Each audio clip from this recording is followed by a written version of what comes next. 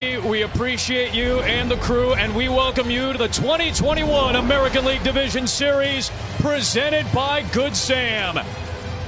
First home playoff game at Minute Maid Park since Game 7 of the 2019 World Series for the Astros and their fans, as it's a rematch of the 2005 Fall Classic in the ALDS. Welcome inside the broadcast booth. Adam Amin, AJ Przinsky, the World Series champion. Tom Verducci is with us as well. Great matchup. Let's start with the Houston Astros, who have made it to 4 straight American League Championship Series. This year, they were the #1 offense in baseball, at times maddeningly inconsistent, but when they blew teams out, it was Altuve and Correa at the heart of it. Well, Altuve and Correa have been here forever, it seems like. They're the all-time leader in shortstop and second base postseason games together. These guys have had huge hits in their postseason career. They've had huge home runs, walk-off home runs, memorable home runs that people will never forget. These two guys are the leaders of the Astros offense. Listen, the rest of the guys are good, but these two guys, especially in the postseason, are otherworldly. They're incredible, and they make the plays defensively, which is even better for Dusty Baker and the Houston Astros. If these guys go, the Astros go in the postseason. On the other side for the Chicago White Sox, they only won twice against these Astros. They were swept in 4 games here at Minute Maid Park in June, but this is a team that has been building towards this. This is their first playoff series in the ALDS since 2008. This is a big deal for this young core. Well, if you're a Chicago White Sox fan or a baseball fan, this is what the White Sox have been trying to do since 2016 when they started the fire sale. They got rid of Chris Sale. They got rid of Jose Quintana. They got rid of all of their veteran guys, most of them, and they brought in these stars, these young stars. Louis Robert, Jose Abreu was here, Eloy Jimenez. All of these guys most of these guys were brought in a trade or signed for this moment. This moment is the postseason. They are here to try to win the World Series. It's been a long time, 2005, but if this young lineup goes, they can do it. We'll have some questions about the starting pitching as this series goes on, but it's going to be a Lance-on-Lance matchup. Believe it or not, this is the first time in Major League history that a Lance will start against a Lance in a regular season or a postseason game. It's McCullers for the Astros. It is Lynn for the White Sox. Game 1, 2021 American League Division Series. White Sox and Astros, the champions of the West and the Central. We got first pitch on the other side. Come on back to Houston.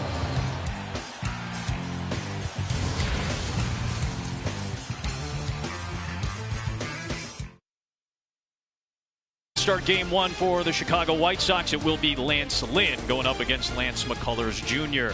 For these two venerable managers, both in their 70s, the first time that a pair of septuagenarians will match up in the postseason with their clubs. They've met once in the postseason prior, the 2002 National League Championship Series with St. Louis and San Francisco. But Tom Verducci, today they meet again in the playoffs. They have met 208 times in the regular season, and they have split those meetings down the middle. Well, this is a series for the ages. 77 and 72 to be exact. The ages of Chicago manager Tony La Russa and Houston manager Dusty Baker. The oldest such matchup in postseason history. Their history goes back 50 years when, as teammates, they played 1 game together for the 1971 Atlanta Braves. But time and competition have strained their friendship. At least 3 times their teams have been involved in bench-clearing incidents. Now, their differences are defined by their similarity, defense of their players, and the old-school unwritten laws of baseball. Together, they have managed 8,891 Major League games, 208 of those head-to-head, with both men winning 104 of those games.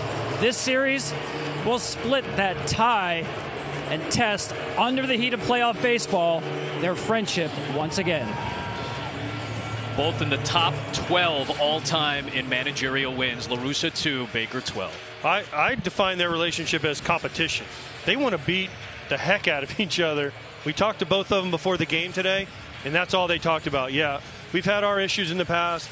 They like each other. They won't admit it, but they like each other, but they just want to beat each other. Well, let's take a look at Tony La Russa's starting lineup. It is brought to us by Good Sam.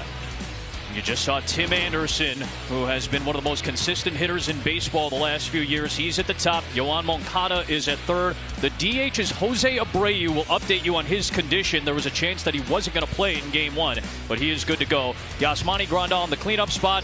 Luis Robert and Eloy Jimenez both joined the team in August and July. Gavin Sheets is a rookie. Adam Engel will get the start in right. And Leury Garcia, the super utility man, is at second base for the White Sox. Number 5 ranked scoring offense in the American League, just a shade under 5 runs per game, but they did not do a whole lot in a couple of outings against Lance McCullers Jr. this year. He was outstanding in a career season.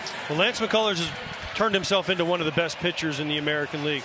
You see his ranks there. The thing that makes him stand apart is his pitch usage.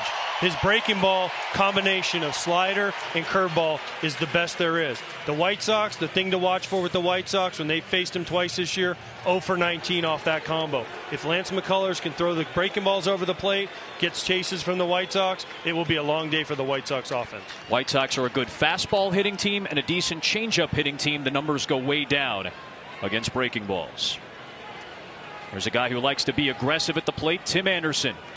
2021 ALDS. Away we go, and a slider to start from McCullers. And we're underway at 3:09 local time with the roof closed here in Houston. Time of the game, 3:09. That's Tim Anderson's average. 3rd consecutive year that he has hit above 300. Won the batting title a couple of years ago. Finished second to DJ LeMahieu last year. A 1-0. Fouled away, and it's 1-1. Interesting, McCullers' first pitch of the game, first pitch of the series, a breaking ball. Not 94 like he threw right there. He knows what Tim Anderson does on the first pitch a lot of times. He's ultra aggressive. McCullers tried to battle that first pitch slider. The 28-year-old comes home with a 1-1. There's the fastball, and it's 1-2.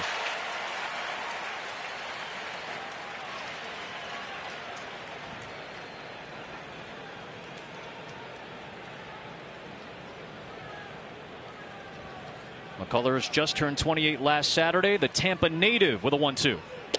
Check swing on the slider. 2 balls and 2 strikes on Tim Anderson. One of the hearts and souls of this Chicago White Sox team. Made his playoff debut last year against Oakland in the expanded playoff. But this is where it really feels bigger. 2-2. Slider, there it is. Gets the strikeout.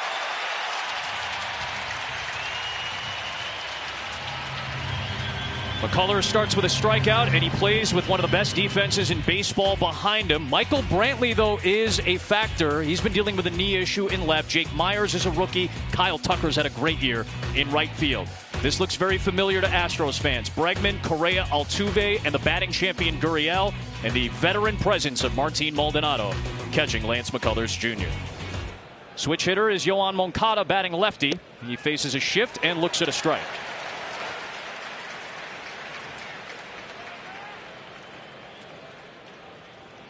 One for 13 in the postseason last year, Moncada. Evens the count at a ball and a strike. You mentioned last year the White Sox made the postseason in the expanded playoffs. Different field. No crowd last year. No fans. Little roller back up the line and fouled. Just complete different atmosphere. Now you're playing on the road in Houston, a team that expects to go deep into the playoffs with a full house. This is the test for the Chicago White Sox young team. Can they handle the pressure of playing in front of teams on the road with a crowd booing them? And that man right there, Tony La Russa, will help them get through it. And Moncada, his home road splits were very drastic this season. He was much better at guaranteed rate field in Chicago. He struggled away from home. A 1-2. Golfs it the other way. Coming in is Brantley. Tested early, and he's got it for out number 2. Today's broadcast also available in Spanish on Fox Deportes. So 2 up and 2 down for Lance McCullers Jr. And now he faces the reigning MVP in 2020, Jose Abreu. Just missed out on leading the American League in RBIs for a 3rd consecutive year. That's only been done once ever by Cecil Fielder in the 90s.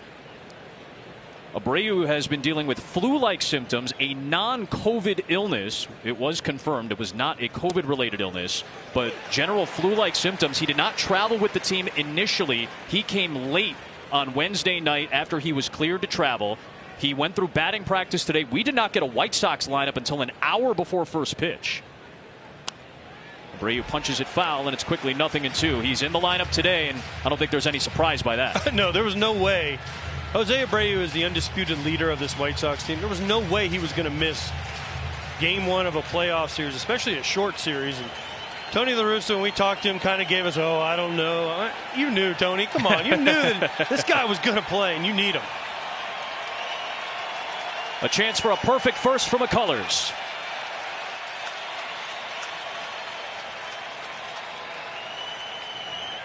Upstairs.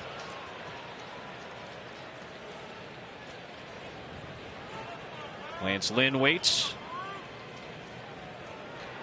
Knows this ballpark well, knows the Astros well, has not performed particularly well against Houston. McCullers has been really good against the Sox. A 1-2. There's that breaking ball down and away. Just watch the movement on that slider. That's kind of a new pitch for Lance McCullers Jr. He was always known, if you've watched baseball, he had a curveball, and he pitched against the Yankees one time and threw like 24 straight. 24 straight curveballs. Now he's developed a slider to combat these righties. And you see the numbers. It has so much movement, so much horizontal break. It is hard for righties not to swing at it. Back home with a 2-2 to Abreu. And the count runs full. So Abreu, being down 0-2, has worked it to 3-2. Yasmani Grandal if he reaches.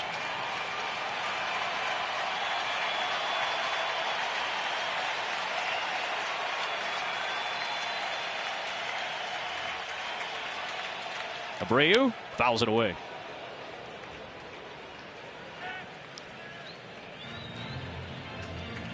Umpiring crew for this series: Adam Hammery gets the plate for game one. Tom Hallion's the crew chief at second base. And you got the line umpires as well: Fairchild in left, Barrett in right. A lot of postseason experience on this umpiring crew. Another 3-2. Slider fouled away. I mean, we're sitting, first off, we're very happy to be sitting here with these fans and watching this, but we're in our normal spot, essentially behind home plate. You can really get a good look at how much horizontal movement that pitch has. It is incredible to see from our vantage point, directly behind home plate. You can see it starts out of his hand, looks like a strike, and just darts to our right. Fastball in on the hands, punched out to Tucker in right, and it's a 1-2-3 first for McCullers. To the bottom of the first, the #1 offense in baseball coming.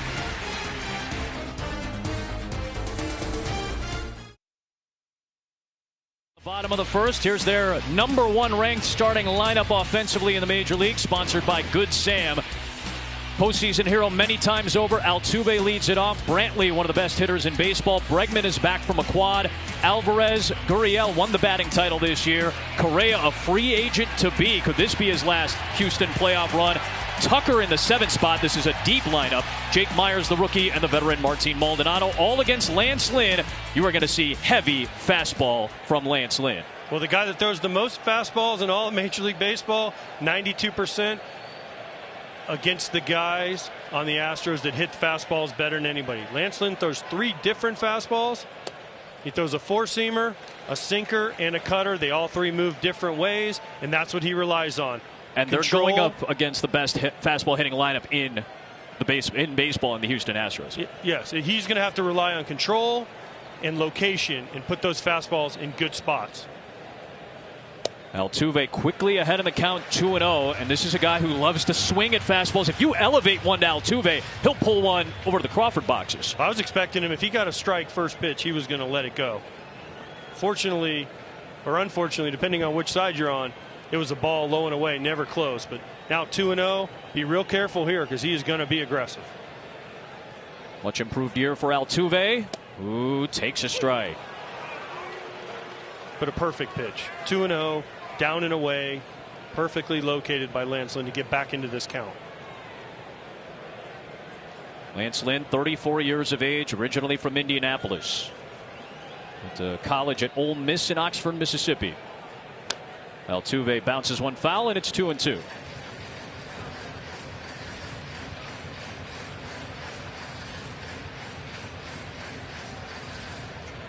Now that the top of the first is over, Adam, the Astros want to score here.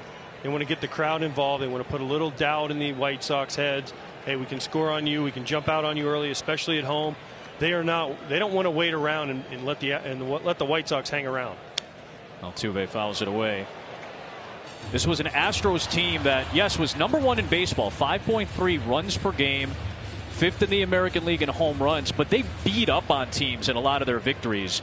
When games got a little close, it was a little more tenuous for Houston. So when this lineup is together, which they haven't been often, this is going to be a very difficult test throughout the series for the White Sox pitching staff.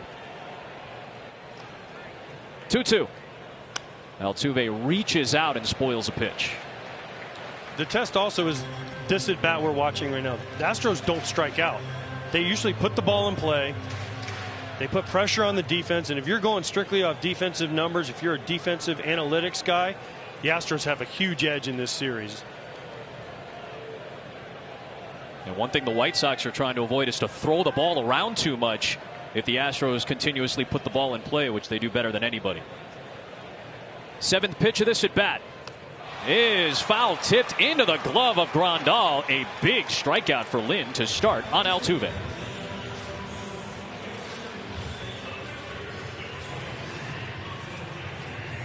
A cutter slider, very similar to a McCullers type breaking ball, the way with all the horizontal movement. Lynn gets around that one a little bit more, a little bit lower velocity, 84, and he gets Altuve a little over anxious to chase for the first out. That'll bring up Michael Brantley, who absolutely crushed right-handed pitching this year. Highest batting average against righties in baseball. Brantley will take a strike. Brantley's been dealing with some health issues throughout the season, though. He is just coming back from a knee issue, some right knee discomfort in mid-September. That ended up being kind of a mysterious ailment for Brantley, but he did return for the final 5 games of the regular season and did play left field on Sunday in the finale. Gets jammed and rolls it into the shift. Tim Anderson makes the play, and it's 2 up and 2 down against Lynn. AJ already mentioned the defense. This is a subpar defensive team overall, below average in efficiency, towards the bottom in percentage, but they did not have Jimenez, an improved defender, or Robert, a great defender, in center field for most of the year. Engels decent in right. Moncada, Anderson, Garcia getting the start at second, and Sheets at first with Abreu DHing, and Yasmani Grandal behind the plate.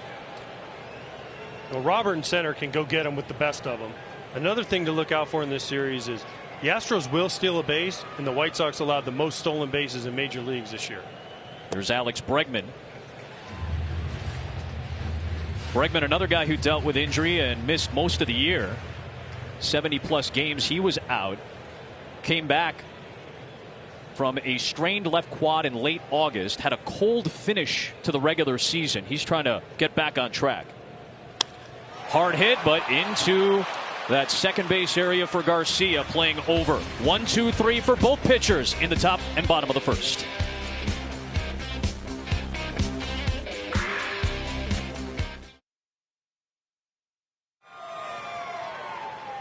Fans back to their old tricks now that they're here for the postseason. Top of the second, and Yasmani Grandal leads things off against Lance McCullers Jr. Breaking ball for a strike. Grandal, since his return from a torn tendon in his left knee, he has been red hot. Waves through a fastball, and McCullers quickly ahead, 0-2. He has been on fire since he fixed that knee. He's come back. He showed the numbers. He's also been more aggressive, swinging at more pitches than he did before that. Aggressive here, and that McCullers breaking stuff is on point early. A couple of strikeouts already. Another really good breaking ball. This is more of the true 12-6 curveball. Watch it go straight down. Grandal swings right over the top of it. That was the pitch Lance McCullers Jr. was known for. the first few years of his career. Now he's added the slider, and he's moved to a top of the rotation guy.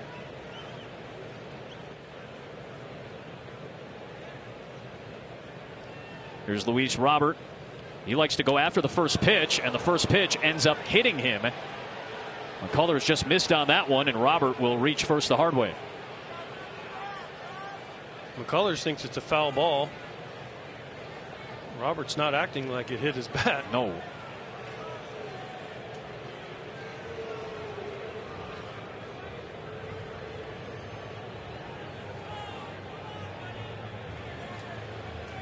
McCullers was on a roll through the first 20 pitches. That last one got away from him, and Robert, the subject of some concern now.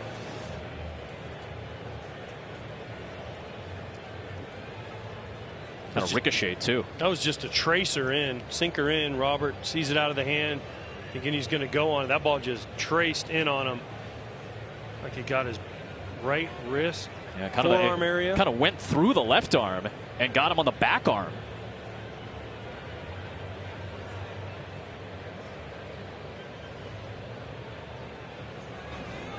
Robert is one of the guys in this lineup that missed a long period of time. He had a major hip flexor issue in early May. Jimenez, who is going to come up in a moment, had the spring training injury of his left pectoral trying to make a defensive play. He has returned with Robert past the midway point of the year. Grandal's been back for the last month. All three are going to have big series against this very potent Astros lineup. Robert will stay in and take first base as the game's first base runner.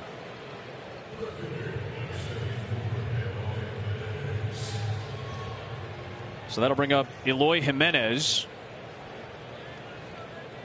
Tough close to the season. He came back and was on fire. In August, at one point, he had a 13-game hit streak going after he debuted in late July, coming back from the pectoral injury. But numbers not great to close the year.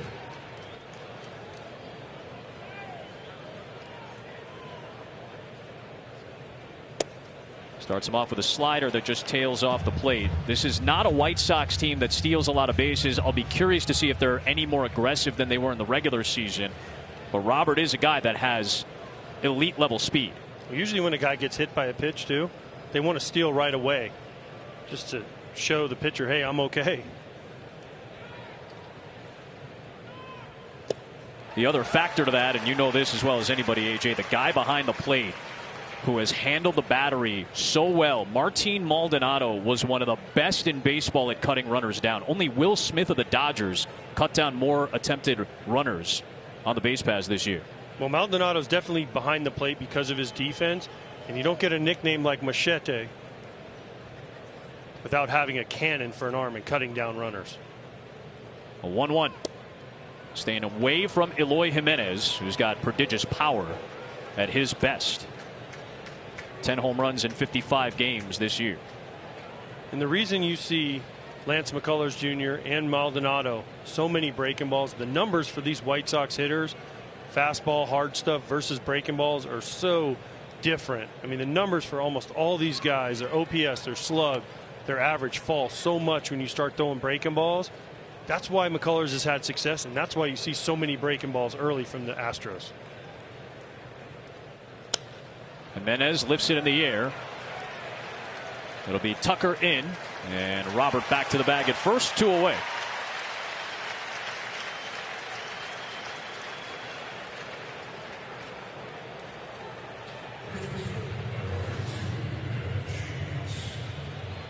This ball just runs away from the barrel. You see Jimenez try to go out and get it. He can't wait long enough. The break not only fools him, but the speed of the pitch fools him. That's why he hits it off the end of the bat. And it's just weak contact that McCullers is looking for. He gets a lot of fly balls because he throws so many breaking balls and because guys are mistiming it out in front. And when you're out in front, you tend to hit a lot more weak fly balls. So here's the rookie Gavin Sheets in his playoff debut with a runner at first and 2 out in the second. Robert goes. Maldonado fires. Here we go. Tag is in time.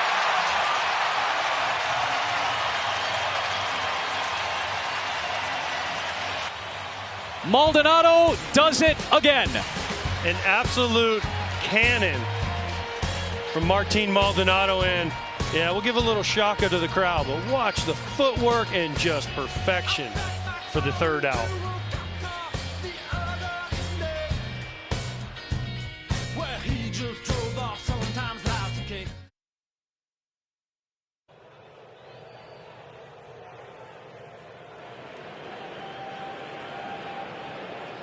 And welcome back to Minute Maid Park.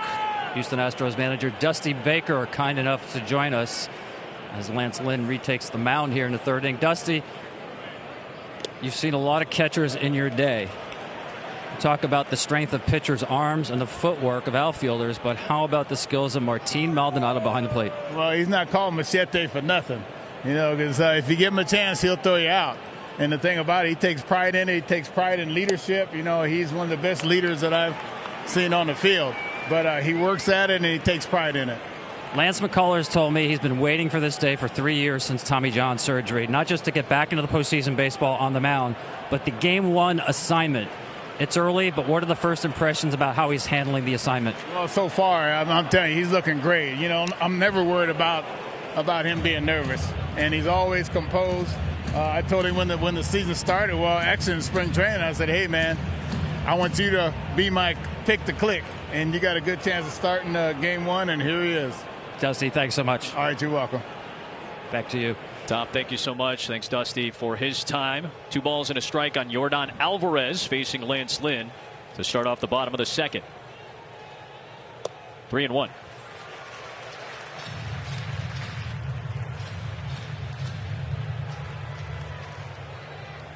...104 RBIs for Yordan Alvarez this year. He hit both right-handers and left-handers very well. It was a really strong offensive year for Yordan Alvarez. 3-1. Fouled away, and the count runs full to start the inning.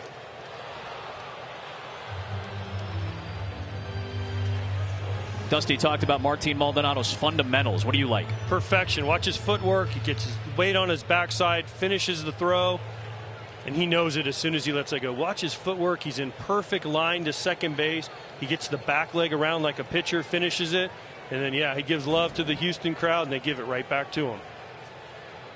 Eliminated the first base runner of the game. Payoff to Alvarez is low. And now the Astros have their first base runner. It's Alvarez with a leadoff second inning walk. That'll bring up the American League batting champion in Yuli Gurriel with a man on base.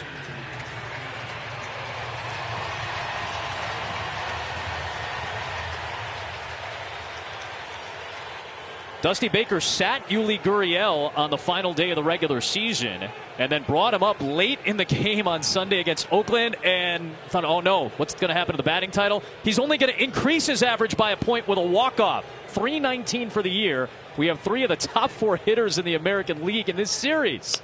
And that one's lashed foul by Gurriel. 0-1. This guy has become a great hitter with his work, his preparation, but I like watching the way he handles his at-bats and the way he watches what pitchers are trying to do to other guys, and then he puts it into his at-bat. This guy is one of the most clutch, best strike breaking ball hitters I have ever seen. If you get into a situation and you have to throw him a breaking ball, it better not be in the middle of the plate. Fastball in on the hands. 2 strikes now on Gurriel. So naturally, when you're the batting title holder, you probably have pretty good splits. Nobody hit better with 2 strikes in Major League Baseball than Gurriel. It goes back to the point you made about how tough these Astros at bats are. You see the highest average with 2 strikes among hitters with at least 100 PAs. Got 3 of them in this series. And to be in the 280s, it's normally in the 150s. Well, I mean, look, he just brought his hands in, almost like a cricket player was able to bat it down the line foul just to stay alive in the at-bat. And to add to that 2-strike damage that he does, he also led the league in OPS with 2 strikes, but that ball might have hit him in the front hip if he didn't swing it, or the back knee, but he brings his hands in, gets there quickly. See, now Lynn has him set up for that slider that he threw Altuve. If he starts it for a strike, sweeps it off the plate away. 0-2. Bouncing ball will bounce foul. So 4 straight pitches fouled by Gurriel. to start this at bat.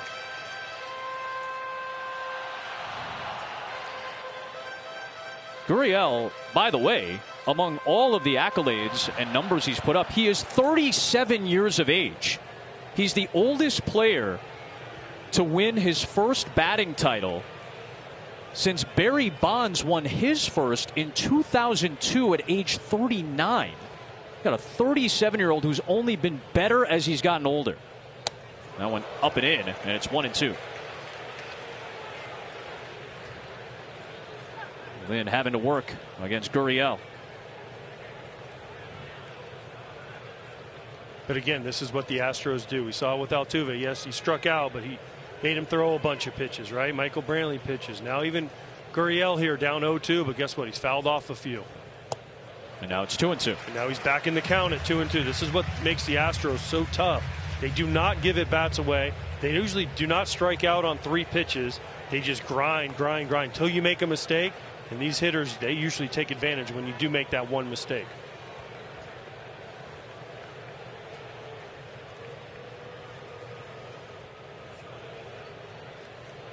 Alvarez at first.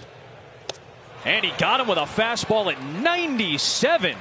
Lance Lynn ramping it up and elevating it to get the strikeout of Gurriel.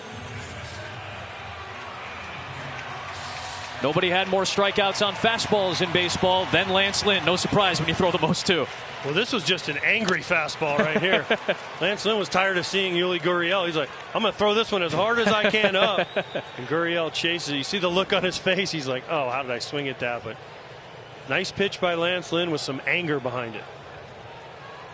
One away for Carlos Correa. This is the 6th hitter in the Astros lineup. One of the best known names in baseball, free agent to be. He'll be the youngest shortstop on the market. Houston offered him a couple of contracts for 5 years, 6 years. Obviously some major money, but he's going to test the free agent market. And he is going to be sought after. But before that, he's got a playoffs to play, and he has been one of the best hitters in an Astros uniform in the playoffs during this last 5-year run. Punches it through the hole on the right for a base hit. Alvarez will take a turnaround second. Engel got to it fast. The ball deflects over to Lynn. It's 2 on with 1 out for the Astros in the second.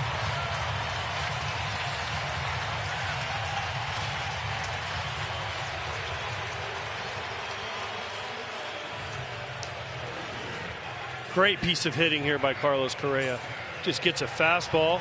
We'll say that a lot with Lance Lynn. But he just gets a fastball up, and the whole right side of the field is open. He takes what the defense is giving him. Slaps that ball to right field. First and second. First opportunity for the Astros. So again, that's the 6-hole hitter that just reached in Correa. And now you get to the guy in the 7 spot who has had one of the best years that I think has gone a little unheralded. Because on a lot of other teams, Kyle Tucker, who was red hot as anybody to close the year, would probably be starting on a lot of major league teams and hitting in the 3 or 4 spot. This guy's in the 7-hole for this deep lineup. And he's got 2 on with only 1 out. First pitch swinging towards the gap. Robert over, and he got a good beat on it, as he often does. Alvarez took off from second, and he's going to get in with heads-up base running. Correa stays at first. It's runners at the corners with 2 out.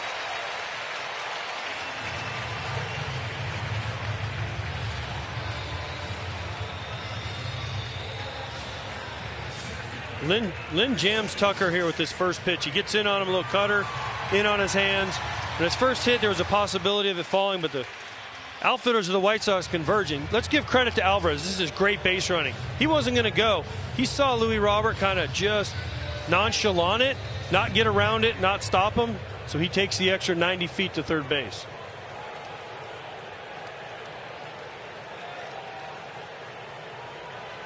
Two on, 2 out. And how about this? For your playoff debut, young man, Jake Myers from Omaha, Nebraska, gets added to the ALDS roster and gets the start in his playoff debut. And he's got an RBI chance in the second against Lance Lynn. First pitch is high and away. Lance Lynn attacks guys I know it's only the second inning here, but you have Martin Maldonado, who had the worst batting average in all of baseball this year. Myers is a rookie, and it's his first career playoff at bat and all that. But I would still be a little careful if I'm Lance Lynn right here, because this guy can do a lot more damage. You think, you never know, than the guy on deck can, Maldonado. 6 home runs for Myers. Well, that's a pitcher's pitch from Lance Lynn to get a key strike to even up the count. Major League OPS average was about 730. Myers, as a rookie, granted in limited duty, was at 760. So already out of the gate, well above average. Minor League Player of the Year in the Astros organization this year. Astros had a hole in center field left by George Springer. They've needed multiple guys to fill it. On the hands and into right. Welcome to the big leagues, Jake Myers. Your first playoff at bat drives in the first run of the series.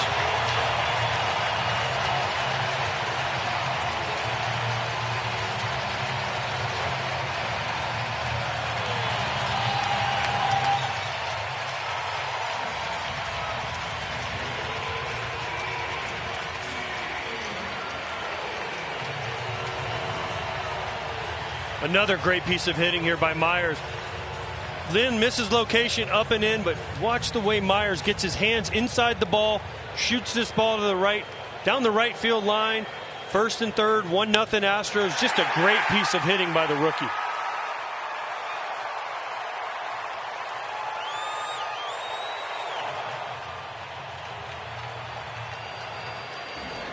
th round pick 4 years ago by the Astros. Here's Maldonado going after the first Lynn fastball he sees. 0-1.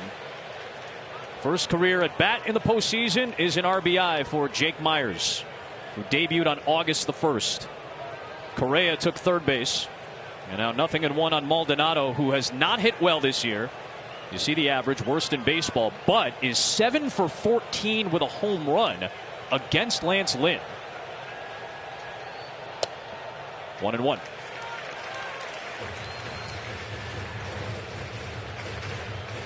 You talked about it earlier, AJ. If you're the Astros, you're trying to get a bunch of runs, get a crooked number. It is imperative for Lance Lynn to get out of this inning with only one across. I just felt like the Astros, it was much more important for the Astros to get ahead and put the pressure on the White Sox, get the crowd involved, get their confidence going. The White Sox were in the playoffs last year, and we discussed the difference. But they lost. The Astros, remember, they were down 3-0. They finished under 500, made a run, almost made it to the World Series after that year. So the Astros expect to win. They expect to jump on top of the White Sox. The White Sox lost last year in the first round. They don't have any playoff success as a unit. So the Astros want to jump on them and just keep that pressure mounted on them, keep it on top of them, especially with Lance Lynn, their ace on the mound. Big strikeout for Lynn, and he is fired up. Leaves a pair stranded, but Jake Myers breaks the scoring seal. Correa loves it. Altuve loves it. 1-0 Astros.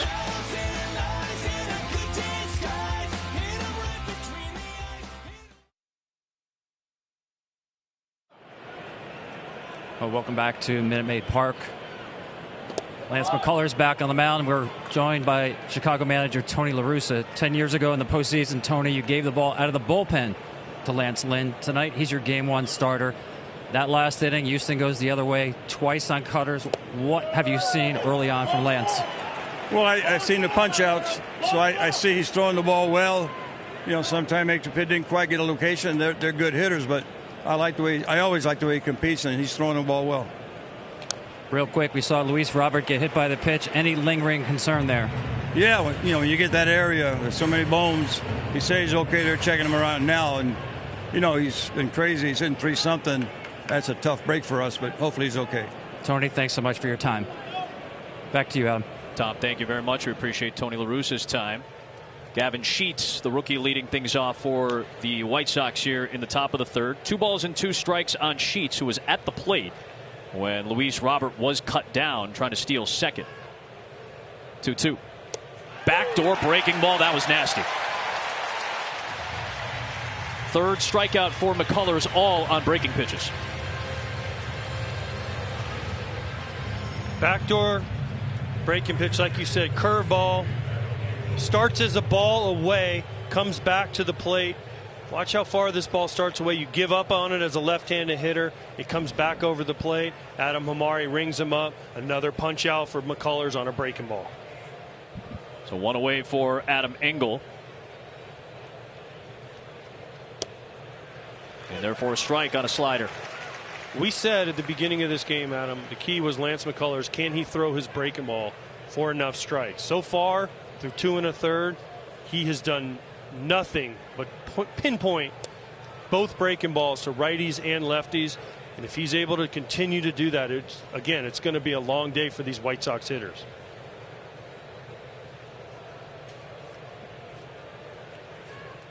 One. Back to the mound. McCullers clean to first. That's the first ground ball out for Lance McCullers Jr., who has been a fairly good ground ball pitcher, but it's the first one of the night. It's 2 up and 2 down, though, here in the third. The minimum faced so far through 8 batters. And that'll bring up the 9-hitter Leury Garcia. And this is a tough matchup for Garcia because he really struggles against the breaking ball. He does. And McCullers has been great. He's been getting ahead, kind of jumping ahead with early get me over breaking balls and throwing some fastballs to jump ahead. But when he needs to put a guy away, he goes to that nasty slider. Shift is on for Garcia, switch hitter, batting lefty. He takes the first pitch. So one time through the order, and outside of a couple of guys in the White Sox lineup, they're really not going to swing at the first offering. Nobody swung at the first pitch the first time through the order against McCullers. Well, I expect that to change second time through. They're Sure. not going to wait around. There's a strike. They don't want to get to the breaking ball. Right. So if you're hitting off Lance McCullers Jr., the first fastball you see, like right there to Garcia, you should be firing on that ball. That was a decent pitch, middle half of the plate. But if you're Garcia, that's the one I want to hit. You get deeper into counts, and in particular pitchers' counts, you're not going to see a whole lot of fastballs unless Lance McCullers Jr. really wants to throw it at a spot that he wants to throw it at. Well, if he gets ahead of you 0-2, 1-2, and he wants to throw a fastball, he's going to try to elevate it, throw it off the plate, but he's going to go to a breaking ball to put you away. There's a breaking ball there, and he clips the edge of the strike zone. 2-2. Chance for another 1-2-3 inning.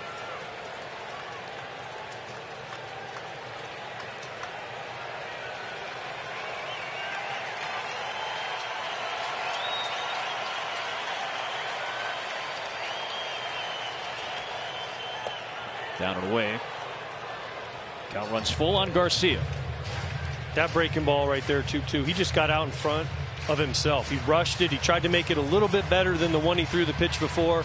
Body gets out in front, arm drags. That's why you see him leave it away from the left-handed hitter instead of burying it on his back foot. Garcia trying to get a board for Anderson. Back at the top. Payoff pitch to Garcia. Breaking ball is rolled foul.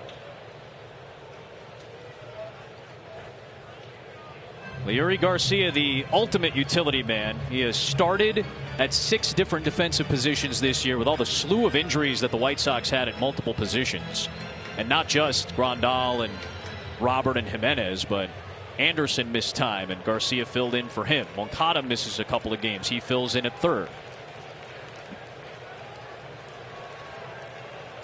Mostly second base this year. That's where he's at for this game 1. A 3-2. Hard hit, but into the shift.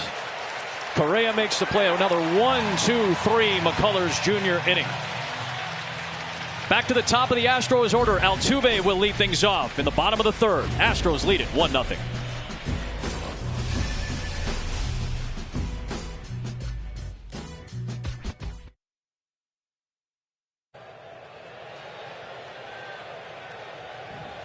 Jose Altuve will lead things off in the home third as we get a look at Brantley on deck.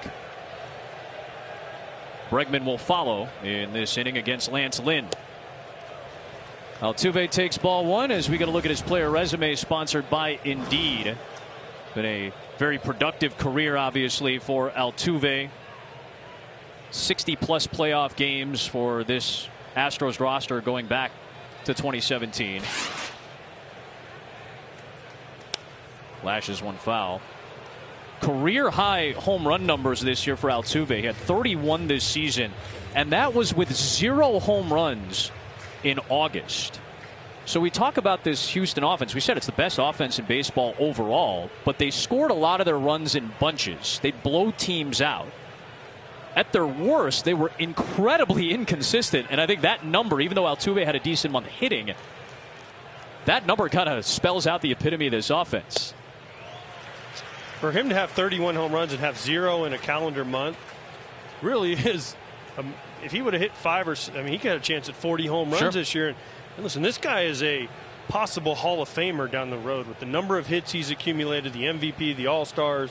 He's already got a World Series title. The big hits he's gotten in the postseason. Everyone remembers the home run off Chapman he hit. 2-2. This guy really has done it all in baseball, and he is the consummate professional, especially in that batter's box. 4th all-time in Astros history in hits. The names like Biggio and Bagwell are ahead of him, as well as Jose Cruz.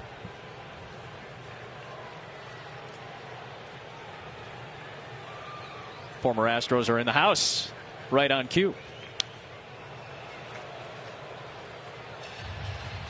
Astros have gotten used to this, as you mentioned. They've been to 4 straight American League Championship Series. The White Sox are in their first run of back-to-back postseason berths ever. And of course, last year was through the expanded playoff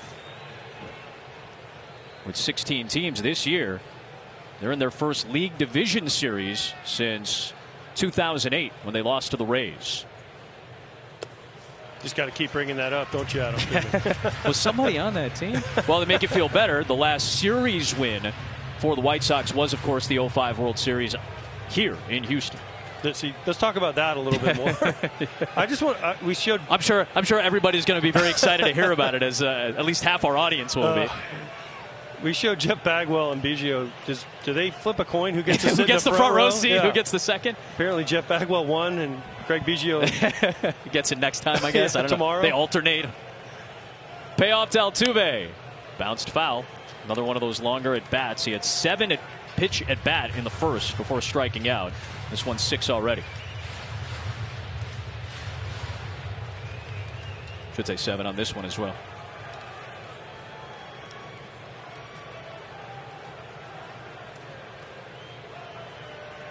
Will Lance Lynn dare try to throw him that breaking ball he threw him to punch him out his first at bat, the one that's a ball, to try to get him to chase? Will he be able to do it? Went fastball away, and Altuve laid off, so he is aboard to lead off this 3rd inning with a walk. So Lance Lynn, as you mentioned, it was kind of a question mark as to who would take the ball in Game 1, at least publicly. But it's Lance Lynn getting the ball, of course, in 2011, the season he made his Major League debut for the Cardinals. Tony La Russa was his manager. Pitched in that World Series. That epic Game 6 comeback for St. Louis was in Game 7. He's pitched in big moments. This is playoff appearance number 27 for Lynn. Start number 8. The first one came with La Russa, the latest appearance with La Russa. Here's Brantley showing bunt, trying to take advantage of the shift. The charge in, and the throw is in time. White Sox have to recover to the bag at 3rd. Moncada made the play. Altuve will take second base. Astros trying to put pressure on this White Sox defense that has been maligned at times this year. Great play by Moncada. No one was more surprised, I think, than Moncada that Michael Brantley tried to bunt. Been such a good hitter, but he covers so much ground. He's not even in the frame. He's playing at regular shortstop. The only thing that saved him was the ball was into Michael Brantley just enough where he couldn't get out of the box right away, so it held him up. But what a play by Yoan Moncada to get the first out for the White Sox. Very close by a half a step. Moncada will make it breathe a little bit harder with some of the throws, but his glove has been rock solid. When his arm is on point, he can make some incredible defensive plays. Man in scoring position after the sacrifice. Here's Bregman going after the first offering. Lynn took a little off of that one.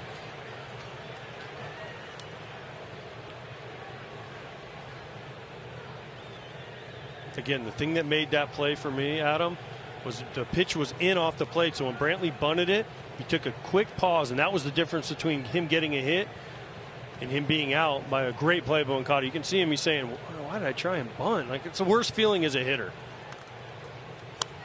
0-2. So here's the pitch. Watch how far in this pitch is. See him kind of have to jump back. Right. That was the difference between him being out and him being safe. And then as a hitter, you try that and you're bunting for a hit and you get thrown out and you're scratching your head saying, why did I try and bunt? I just wasted an at-bat.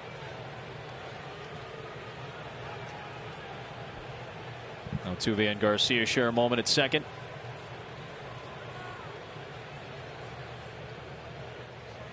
Bregman has hit a couple of home runs off Lynn in his career. He'll take one off the plate. 1-2.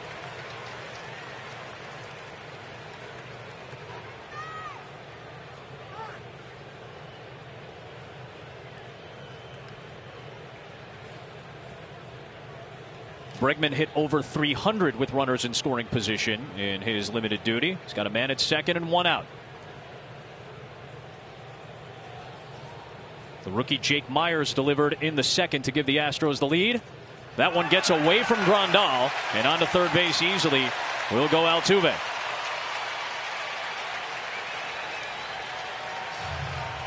Tough play for Grandal, but we've mentioned the defense for the White Sox. They also lead the league in wild pitches and pass balls.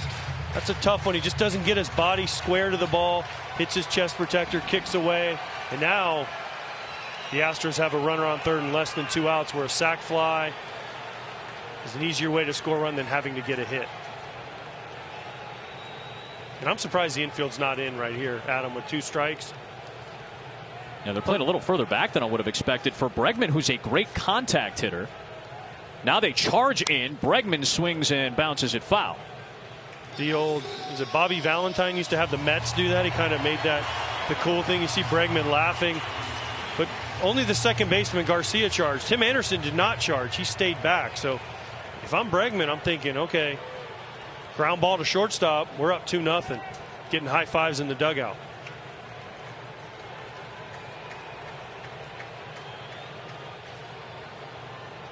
Garcia in from second again, and the pitch is inside. 3-2 on Bregman. So Lance Lynn has had to work through 2 of the 3 batters at the top of the order. 3-2 the count.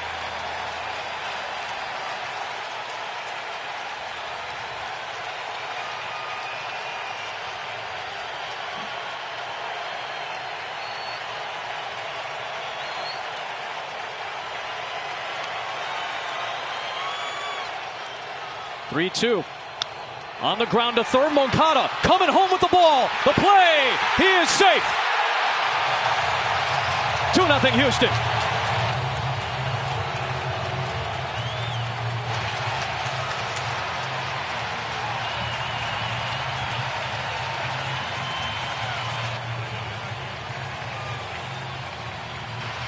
Well, a gutsy decision by Yoan Moncada at third. He slides to his left. Apparently he's safe. You see Tony La Russa say play on, but the pause. He pauses just for a second because of the slide. Altuve gets around Grandal. Gutsy decision. Nice. I mean, what a slide. Wow. Incredible slide. Incredible camera work by our guys. See him get around. Grandal tries to block the plate. Altuve gets around, beats the throw. Great baseball play. Great hustle. Great read by Altuve. Great play by Moncada, obviously, to make it that close. Well, Bregman ends up with an RBI fielder's choice. Still only 1 out. And here is Yordan Alvarez.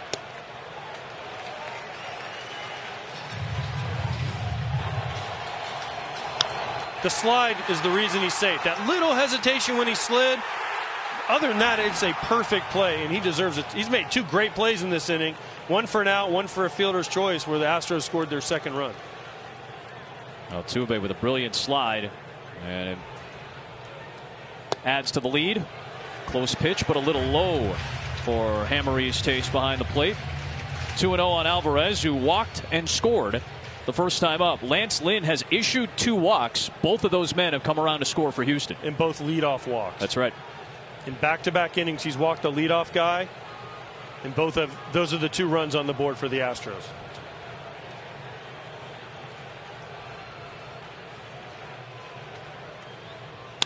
Alvarez sends one to left center field. Robert on the move, looking up, and it is in play.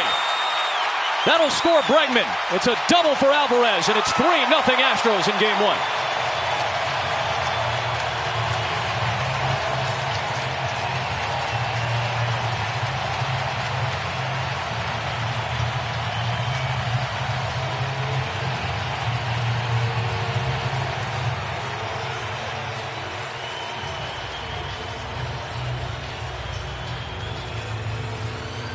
Well, Lance Lynn's troubles here at Minute Maid Park and against these Astros continue.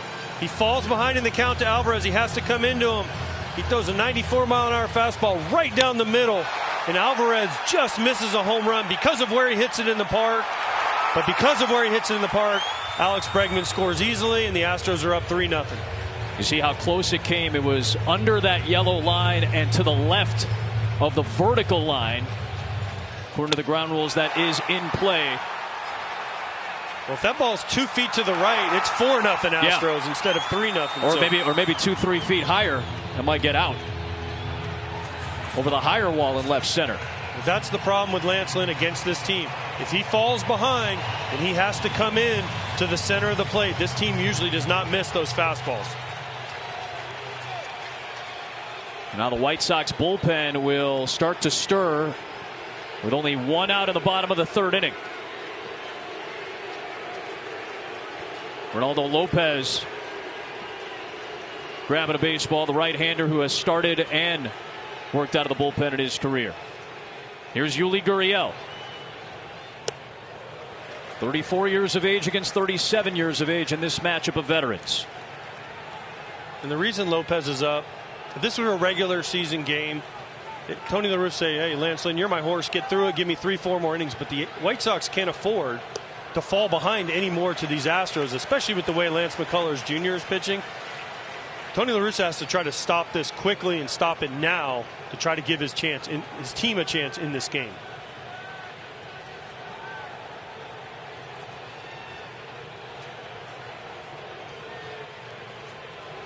You mentioned the issues. Lance Lynn's numbers against the Astros have not been good in his career. They have not been good at Minute Maid Park, but the last 5 starts against Houston, 0-5 with a near 9 ERA. They've just had his number, and again, part of that is the matchup. Fastball. 3-0. And we were here for his start in June, and it was a very similar start to this. He wasn't exactly perfect with his location. He fell behind some guys. They made him pay. Today, kind of the same thing. 2 leadoff walks score. Falls behind Alvarez 2-0. Has to come to the middle of the plate. Whack. Double. 3-0. So it's kind of almost like a mirror image. Comes back with a strike on Gurriel here. And I'm surprised Gurriel didn't have the green light right there. The crowd's up into the game. He's a batting champion. He knows the strike zone. 3-0. You're going to get a good pitch from Lance Lynn. Instead, he takes one right down the middle.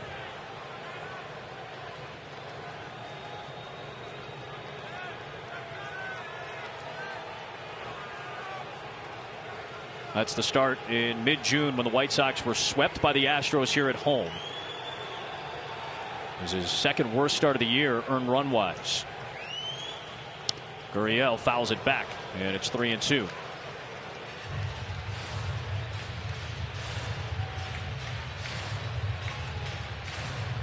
Gurriel is the opposite of Lynn. The way Lynn has struggled against Houston in his career, and obviously he's been at a couple of different stops. Gurriel's numbers against the White Sox have been very impressive. 385 lifetime against the White Sox.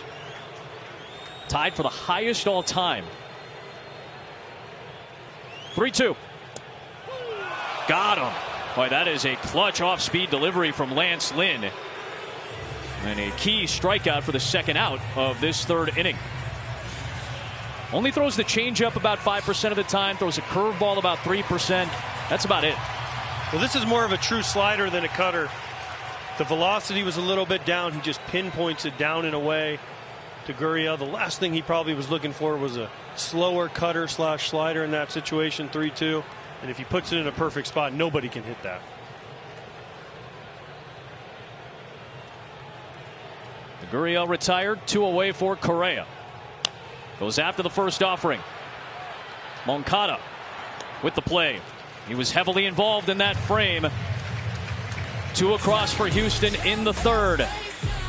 The impressive slide to negate the great Yoan Moncada play. Alvarez delivered the 2nd run. It's 3-0.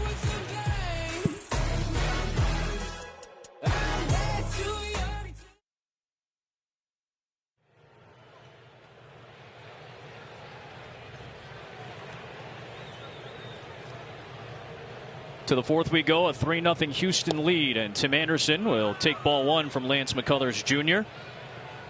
One of 3 strikeout victims the first time through the order against McCullers. Struck out on a slider swinging to open up the game. Tim Anderson, we've talked about it. I think a lot of people got a first look at him during the Field of Dreams game, right? He hits the walk-off home run against the Yankees, the wonderful scene. You saw the "it's over" from Tim Anderson, excited, celebrating. When it's that swagger, it's that confidence. Some would say, I think around the league, some other teams have talked about cockiness, but I think that translates to confidence for the guys in this clubhouse. And Anderson is by far at the heart of that. He and Jose Abreu have handled the clubhouse very well this season, with Tony La Russa, the 77-year-old, taking over as manager. He's kind of given those guys leeway to handle things in the clubhouse, and that is key for this White Sox team to reach where they have. Well, Jose Abreu is the leader of the team, and Tim Anderson is the leader of the swag on the team. He brings a style and energy. He's contagious if you're around him for 5 minutes. One of the questions about the hiring of Tony La Russa was going to be, well, how is he going to relate to these younger players, these guys that have all this confidence and that want to play the game with energy and passion, a little bit flair, a little bit of personality. I mean, there have been some speed bumps this year for sure, but overall, it seems like it has meshed quite well. Anderson to Correa, the 2 shortstops, 1 away. So 10 batters have come to the plate.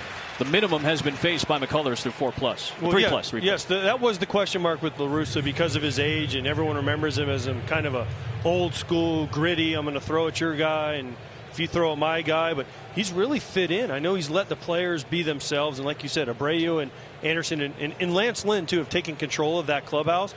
But he's adjusted. He's let these guys, have their chains and have their dances and have their handshakes and all that. And he's fit in, and I think we showed a photo. We did a game earlier. We showed a photo. There was a photo out of Tony La Russa kind of with his hat on sideways and kind of smiling and laughing with the guys. Like, that's what he's done. And he's instead of him saying, hey, players, adjust to me, I'll adjust to you. And that's why they're where they're at.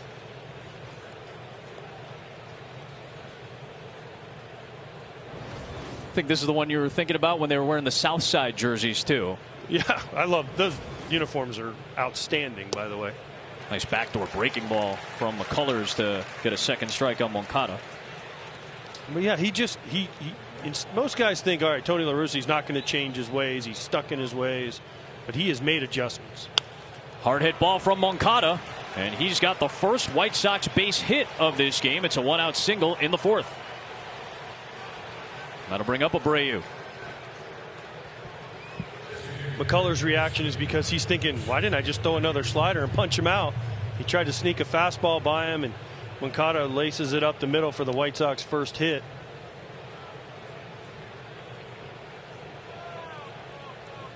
So he's aboard for the reigning MVP.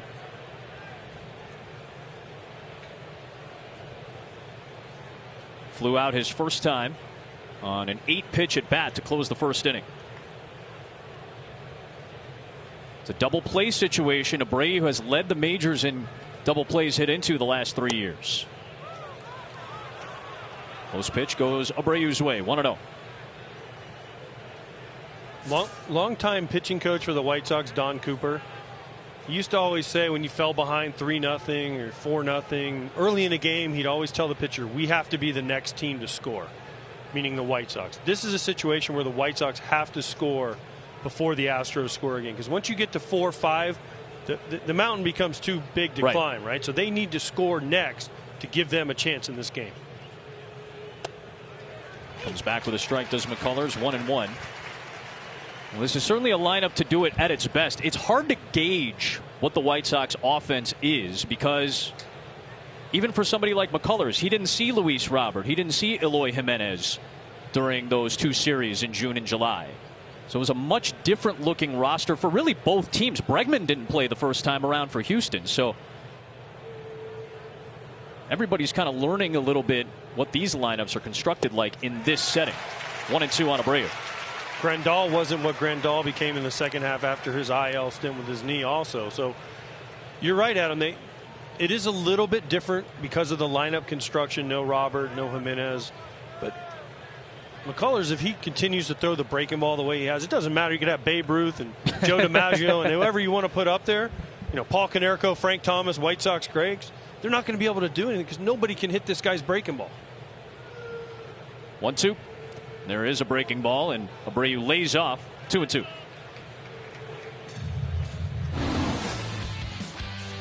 This is what we're talking about. All of his strikeouts are on breaking balls. You see an awkward swing, another awkward swing, then a weak contact here from Jimenez, backdoor to Sheets.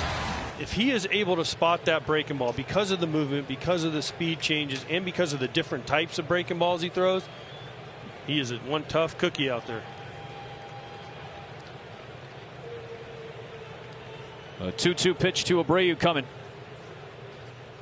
There's the slider that just missed, and Tom Verducci, that came very close. That's a new pitch for McCullers this year.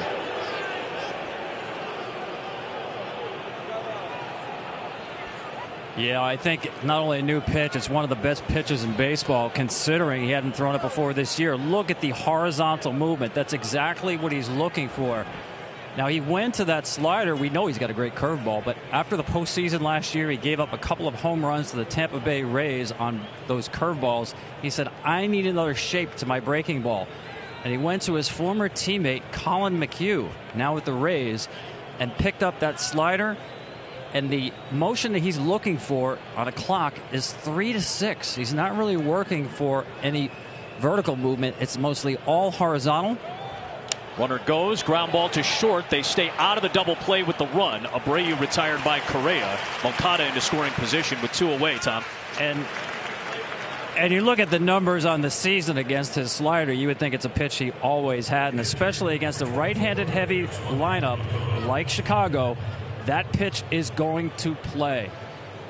And let's face it, guys, he's carving them up with the slider to right-handers, the curveball to left-handers. And that curveball is so good, he literally doesn't practice it. The first curveball he threw was the first curveball he threw off a mound since the last time he pitched in the game, which was a week ago. The only thing he might do is play catch with a softball just to feel the true spin of what a curveball should feel like coming out of the hand. Well, we'll start with a backdoor breaking ball to Grandal, who's batting left-handed. The switch hitter will take ball 1. Well, it's like a kid having a new toy for Lance McCullers Jr. Thank you, Tom. You're right. It's incredible that he doesn't practice his curveball. For a pitch to be that effective and you don't practice it, what happened in practice makes perfect.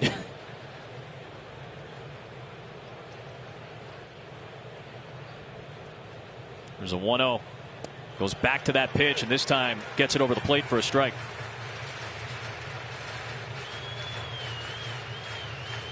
When you see the trust Maldonado has in those breaking balls, I mean, when they're in trouble, there's any hint of trouble, right to the curveball, right to the slider. And as a hitter, you know what's coming. It's just so hard to hit because of the different breaks and the different movement and the different velocities. Down and away to Grandal. He's ahead in the count, 2-1.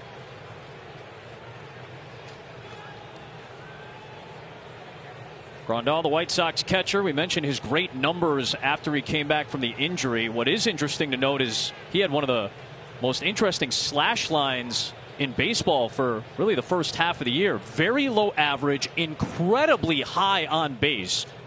Really good slugging and a high OPS despite hitting under 200 at points this year. The guy who works a lot of counts, has been more aggressive than selective since coming back from injury. But he is a tough out and a veteran guy who's played a lot of baseball in the playoffs. This is his 7th straight postseason. Second time in his career he's played at Minute Maid Park. Remember, he played it for the Dodgers in the World Series in 2017 for a couple of games. Your team wants to go to the postseason. Apparently, you signed Yasmani. Pick up Yasmani. It's not a bad pickup. He's been a very important piece behind the plate. 1 on, 2 out in the fourth, and a 2-2 pitch coming from McCullers.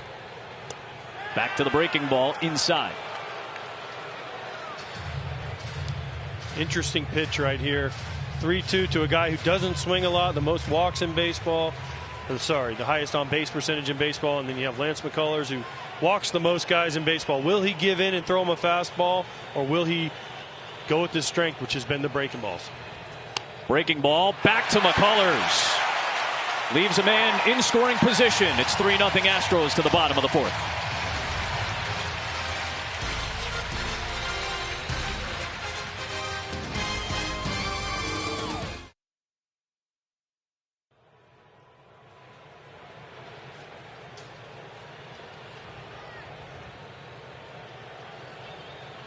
Astros scored once in the second, twice in the third against Lance Lynn. And he goes back to work at 60 pitches. He'll deal with Kyle Tucker to lead off the home fourth. Starts him off with a strike. Tucker lined out to right center field, and a good play by Luis Robert.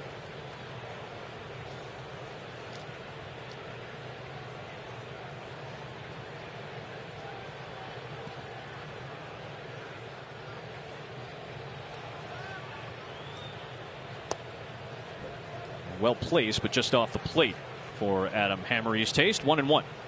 The Astros' patience with Kyle Tucker has been paid off. They drafted him high, 5th overall, I believe, out of high school. Came up at 21, kind of rushed a little bit, struggled. But this year, all their patience are him, and Dusty Baker has definitely paid off with his numbers. There's a strike. A little lower, but a pitcher's strike. Since May the 10th, he's up there with two names that went back and forth for the American League MVP all season in Vlad Guerrero Jr. and Shohei Ohtani. And Tucker did all of this while battling a stomach virus in mid-June. He did not play in the series against the White Sox at Minute Maid Park. In the air to center, right at Luis Robert. One away. Well, Fox Bet Super 6 has given you a chance to win $5,000 of Big Papi's money during today's game. It's free to play. Just enter now before the contest closes for your chance at $5 grand. Scan the QR code now, download the app, and play for free. He looks far too happy for someone who's just handed away his money like that. I think he had that same smile on his face in the pregame when they showed that fight I got into with the Cubs. He really enjoyed hitting you with that, didn't he? Here's Jake Myers, who in his first postseason at bat had a base hit for an RBI, and he has started his playoff career 2 for 2.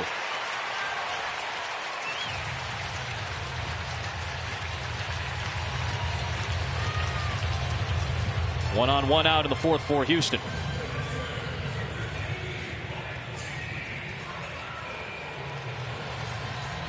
Now Martin Maldonado, who struck out in the second, will climb in against Lance Lynn. I expect to see some action right here, Adam. Meaning Myers on the move, Maldonado maybe a hit and run, something possible. And you're struggling the way Maldonado struggled all year. First of all, you want to stay out of a double play. But second of all, it opens up holes, right? The whole right side will be open. It makes you focus on contact and putting the ball in play. And Dusty Baker has said in the past he likes doing that with Maldonado. In there for a strike to start. Maldonado's the glue guy. Aren't all catchers glue guys? Did you consider yourself a glue guy? Yeah, I was like the Elmer's glue. I was the crazy glue, actually. I think that's probably a more accurate description of your time. A great article by Chandler Rome in the Houston Chronicle today talking about what Martin Maldonado has brought to the table. And the term glue guy is used in a very complimentary fashion. Keeps the pitchers together, veteran presence as we talked about. He's been a Gold Glover in his career.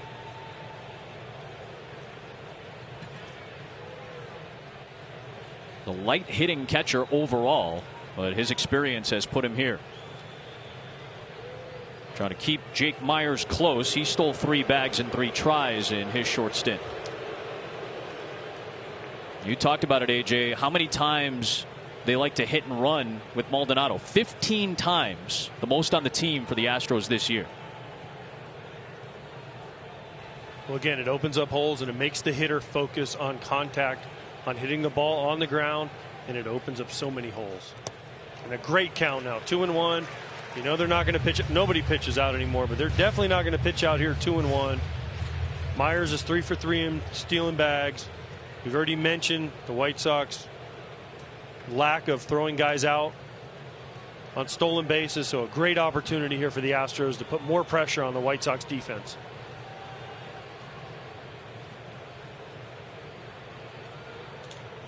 Runner goes. Maldonado swings. Robert back on it towards the warning track. He's got it. And Myers went all the way around the second base bag and has to go back to first. That is what Luis Robert gives you in center field that they had been missing for a good chunk of the season when he was out. His speed and his reads on hard hit balls. He's able to get to the gap to make the grab. He hits this ball too well. Maldonado, he's just trying to hit a ground ball to the right side, but he actually smokes this ball. And nice job by Myers. He touched second, rounded it, and then when he came back, watch him retouch, Adam. This was a factor in last night's game in St. Louis, You have to retouch LA. when you return to first. Yep. He does it perfectly and gets back easily, even with Luis Roberts' great arm out in center field. I expect him to try to go here again. Get in scoring position for Jose Altuve, and if he gets thrown out, you have Altuve leading off the next inning also. A shift on the left side for a dead pull hitter in Jose Altuve. At least that's what he's become over the last couple of years. Really heavy pull this season, and that's how the White Sox play him with 3 defenders on the left side.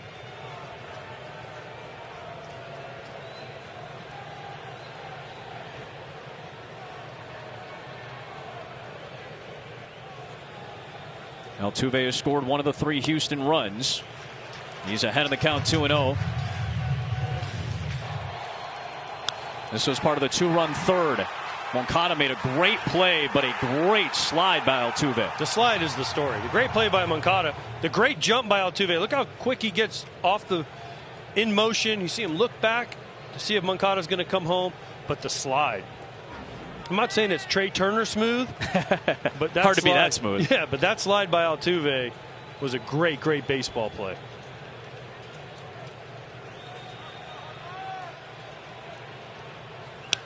Down the left field line, towards the corner and fair. Myers can fly. Jimenez gets to it. Myers will get the stop sign, and Altuve will get a double out of it. 2 in scoring position in the 4th.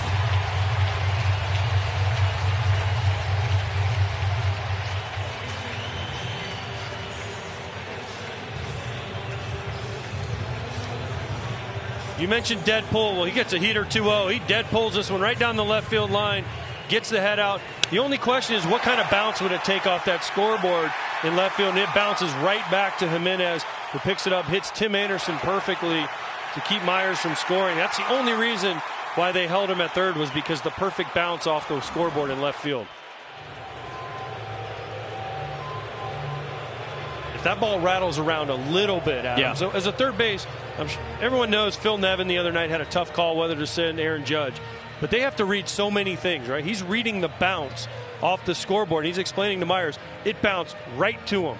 If it bounces left or right, just a little bit, he's sending Myers and trying to score that 4th run. But fortunately for the White Sox, unfortunately for the Astros, it bounced right to Eloy Jimenez.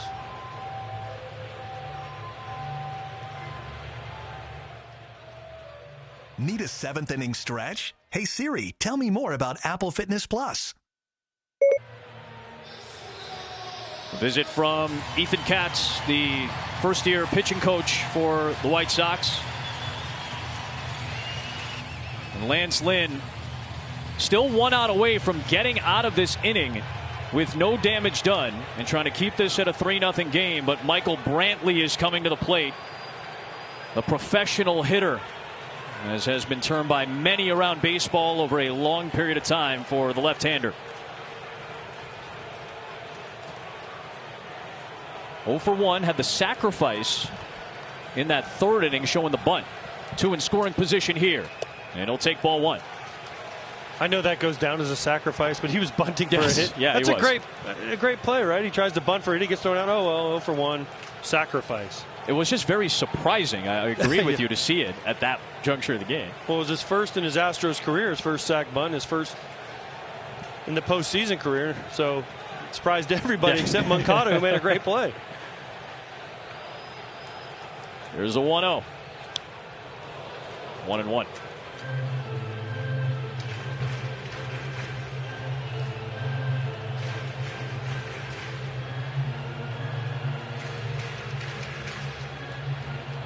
Second-time All-Star Lance Lynn this year. Signed an extension in July. He is under club control through 2024. Trying to get out of a tough spot with Myers at third, Altuve at second. 2 outs, bottom of the fourth, 3-0 already Houston. 1-1 to Brantley. Upstairs. And the action in the White Sox bullpen starting to accelerate a little bit as Ronaldo Lopez has grabbed the ball and is loosening up again.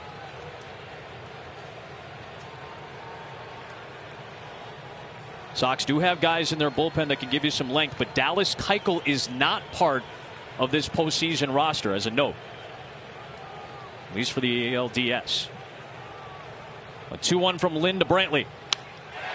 That's going to give the Astros a bigger lead. Altuve is already around third. It's going to score a pair. It's 5-0 Houston in game 1. Brantley delivers.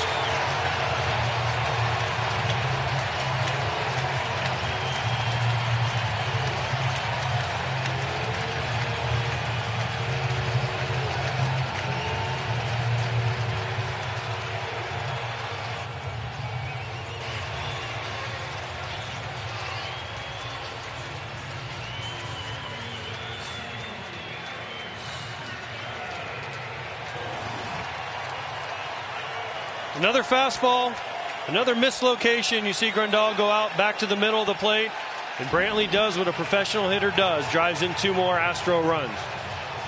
And it's going to be a hook in the 4th inning for Lance Lynn. His struggles against Houston have popped back up here in the playoffs.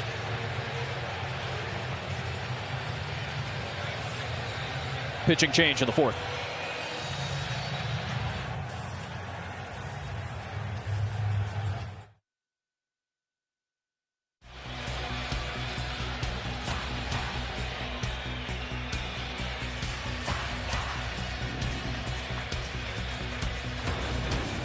That's the story in pictures through the first few innings plus of the 2021 American League Division Series presented by Good Sam.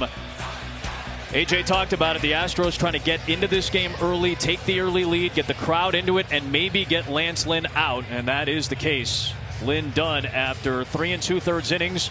His 2 outings at Minute Maid Park have not gone well this season. Eerily similar lines for Lance Lynn. The one place really all year he's struggled has been against this lineup and in Minute Maid Park. And the Astros, we talked about it, can hit the fastball better than anybody.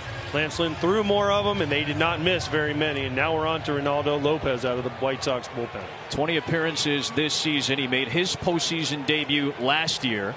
9 starts this season for Lopez. He did some spot duty, as felt like at various points this year the White Sox starters all had nagging injuries. Nothing overly serious, but nagging stuff. That's going to be a series factor for Chicago this weekend as well. But to the bullpen they go. Lopez can give them some length. He comes in with Brantley at first and 2 out, and Bregman at the plate. Bregman goes after the first offering, coming towards us actually. I'm excited. I get this feeling at some point one of us is going to have to duck. Well, I'll catch it if it comes in here. I'll protect you. Don't worry. Thanks, okay. buddy. That's I got all I you. asked for. But Lopez, you mentioned, yes, he can give him length, but he's also been better out of the bullpen for the White Sox this year than as a starter. He has over a 4 ERA as a starter and a 2.2 ERA out of the bullpen. So he's done both. That's why he's on this roster instead of a Dallas Keuchel, who doesn't have as much experience coming out of the bullpen. Lopez, opponents against him in relief hit just 10 for 68. That's a 147 average. Lopez is going to have a key role to play it feels like today.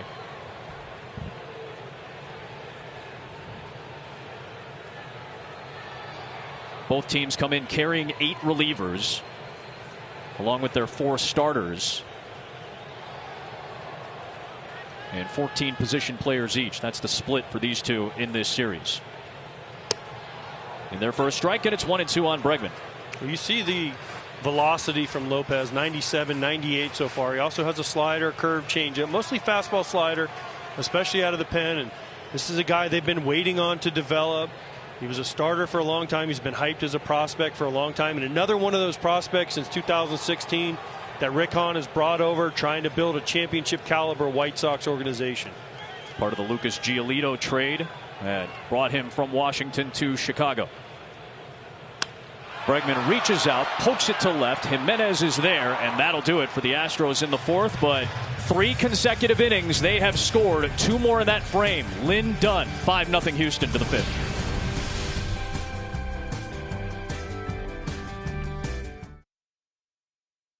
We go. Astros lead game 1 5-0. Lance McCullers Jr. has only allowed 1 hit through 4 innings of work against this White Sox offense. Luis Robert.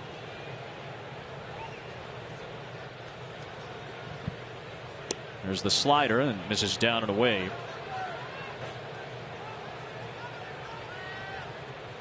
Strong work from McCullers early. It's a White Sox lineup that hasn't had a lot of looks at McCullers overall. Anderson, Cena, Moncada, Abreu, Garcia, but a lot of these guys just haven't had looks at him in their careers. Well, the ones that haven't had any success off him either. So, listen, he's only in the 5th inning, no outs here into the 5th, and every out he steals now, every out he gets, just less outs, less stress on the bullpen for Dusty Baker. So he's only at 67 pitches here through 4+ innings. If he can get into the 6th, into the 7th, you will not be able to wipe the smile off Dusty Baker's face. 1-2 on Robert. Well, the White Sox need somebody to get going. It feels like Robert is going to have to play a big role in this series. Fans got a little bit of a taste of him in the wild card series last year when he hit that titanic home run against Oakland. Well, check swing towards 3rd.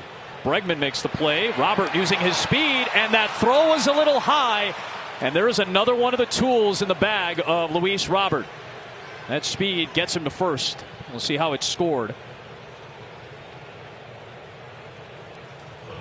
Base runners have been at a premium for Chicago. Robert leads off the 5th by getting aboard. Well, a check swing knock here for Luis Robert. Bregman does everything right. He just gets underneath that throw a little bit. Gurriel has to come up.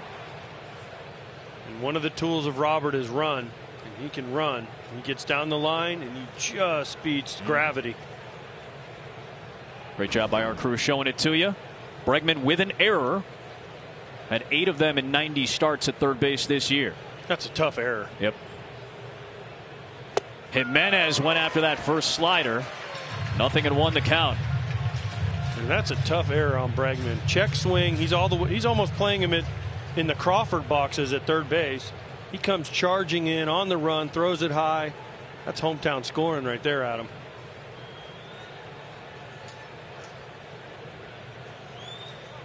Robert took off and was cut down earlier in this game. We'll see how aggressive he is, if at all. And Bregman's almost in the grass. He comes in. He knows Robert's speed. He knows he has to rush. 99% of the time, that's a knock. But, hey, not today in Houston.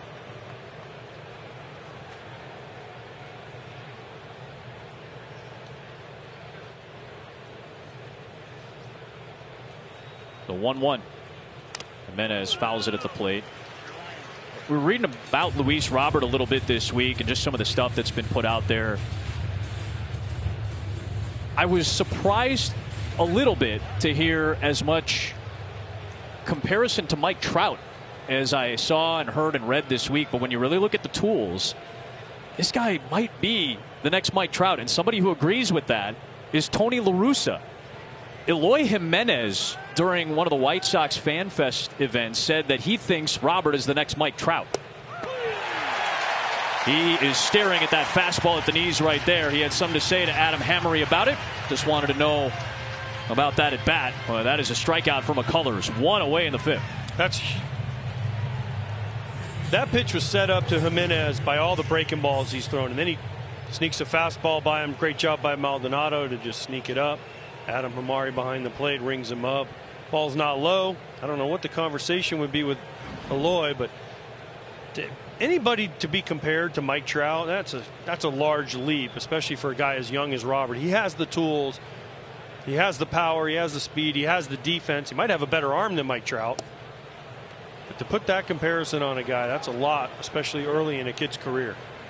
I think a lot of people around Chicago, and obviously I live there, so I hear about it a little bit more. That guy's probably the most talented guy on the roster. Anderson's great, Abreu's great. There's a lot of great players and a lot of potential. But a lot of people think Robert is that guy. And a great nickname. Luba. La Pantera. Oh, I was going to say, I like just calling him Luba. La Pantera is very quick, cat-like at first base. He's not going anywhere. Maldonado already cut him down once. He's going to stand right there. Now 2 balls and a strike to Gavin Sheets. Sheets is one of a couple of rookies that the White Sox had to lean on this year. Andrew Vaughn is on the bench for them today.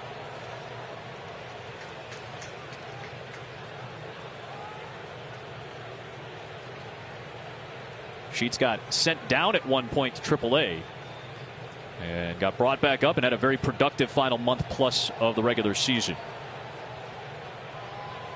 2-1. On the ground, tough play. Altuve to a recovering Gurriel to get the out at first. On to second base goes Robert. 2 away.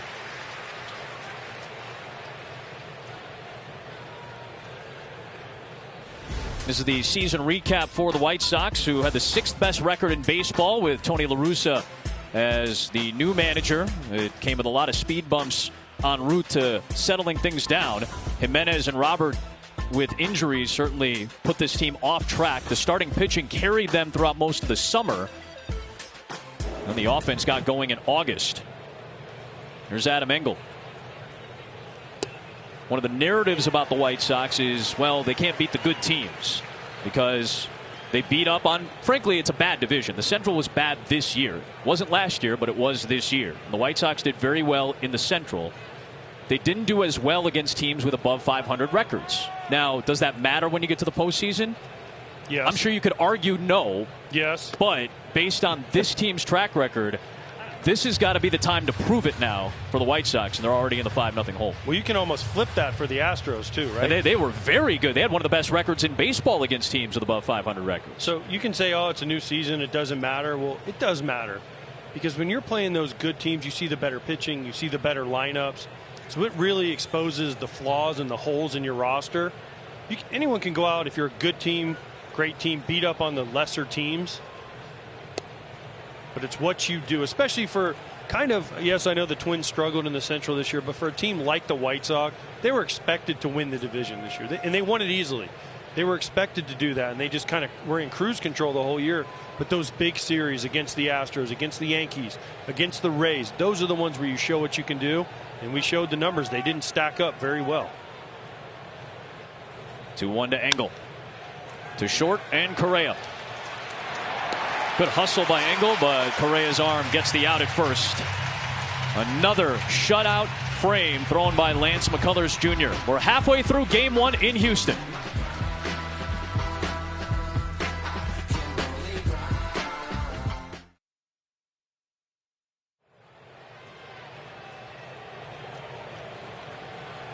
Ronaldo Lopez got the final out of the 4th. He'll go through the middle of the Astros order here in the bottom of the 5th. Yordan Alvarez has been aboard twice.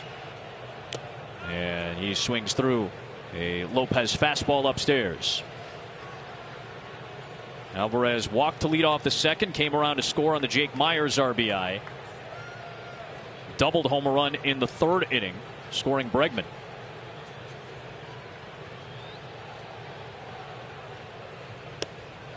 1-1.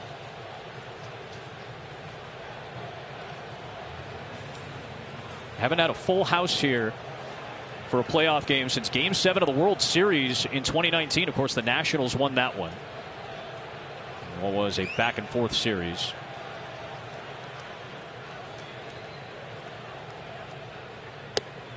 Didn't the road team win every game in that series? Huge home run by Howie Kendrick off the foul pole, right field, right? That guy wasn't very happy. And he probably closed the helmet just to hide his emotions from hide everybody. his tears. I probably would have done the same thing. There's a 1-2.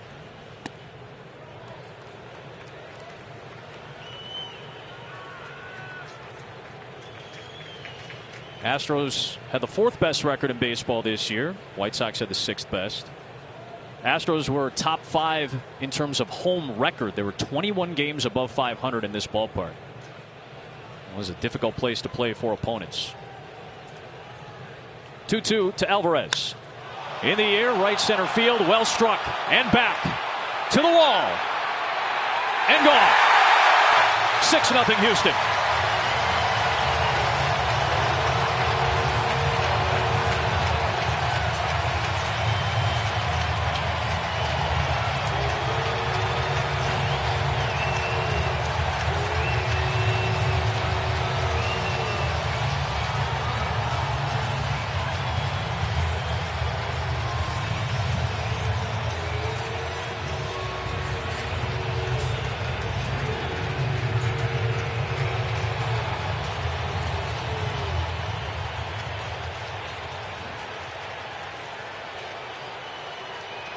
Well, the home run ball was a problem for Ronaldo Lopez towards the end of the year.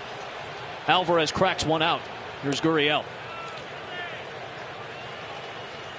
Talk about a majestic, high home run. Slider Lopez throws Alvarez, and he just hit. I thought it was going to hit the roof. Yeah. Thing just kept going. You knew it right away the way he reacted. Ball just kept going. 97 for a strike from Lopez, 0-2. Alvarez's impact has been felt in his first 3 trips. Gurriel has struck out on a fastball swinging and a slider looking against Lance Lynn. Lynn went just 3 2/3 in this one.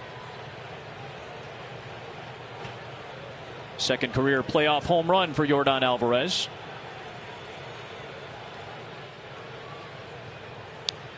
Fastball fouled back. Back to the home run. This is the Wampin zone. We used to call it for lefties. Slider comes down and in, just drops the head on it, kind of flicks it out. Just easy power. Luis Robert, he went back like he was going to have a play on this ball. Alvarez knew it right away. You saw him trying to kind of pick up his speed. He thought, because Robert kind of deked all of us. He went to jump like he was going to catch it, and it was way back in the bullpen. They mark it at 411 feet. Gurriel reaches out to spoil one. And just a majestic short follow through. He knows it right away. The crowd knows it. And right there, Robert dekes us, and then he realizes, yeah, nobody's catching that. Not him or Mike Trout. Yeah. And both of them could do it at a different ballpark, perhaps, or on a shorter ball, but that had some carry to it from Alvarez. Gurriel strikes out for the 3rd time. Ronaldo Lopez mixed it up nicely there. He gets the first out of the bottom of the 5th.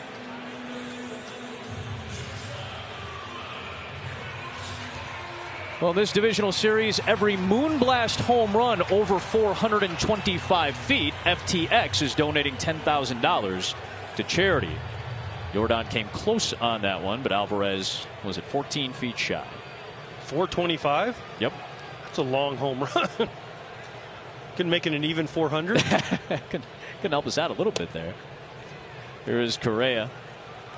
1 for 2 today with a single.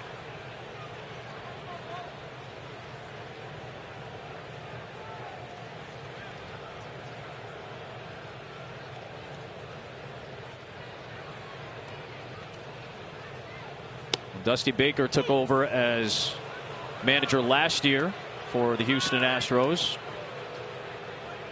leading this team to the playoffs with a sub-500 record last year. Again, expanded playoff.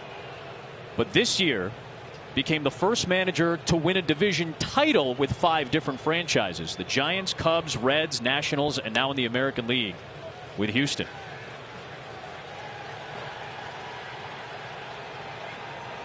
Three-time National League Manager of the Year. Is he not the best guy to talk to, though? Gets that smile. You start talking ball with him, gets that smile on his face. You just see how much he loves baseball, loves talking baseball. And he's honest with us, right, Adam? I mean, he gives you answers when you ask him questions. Just a great baseball guy. Lifer. You can kind of see how the response has been with Houston. It took some time for the Astros to kind of figure things out with Dusty last year. And then this year with a fresh season, full houses, etc. It was a good mix. 3-1. Ball 4.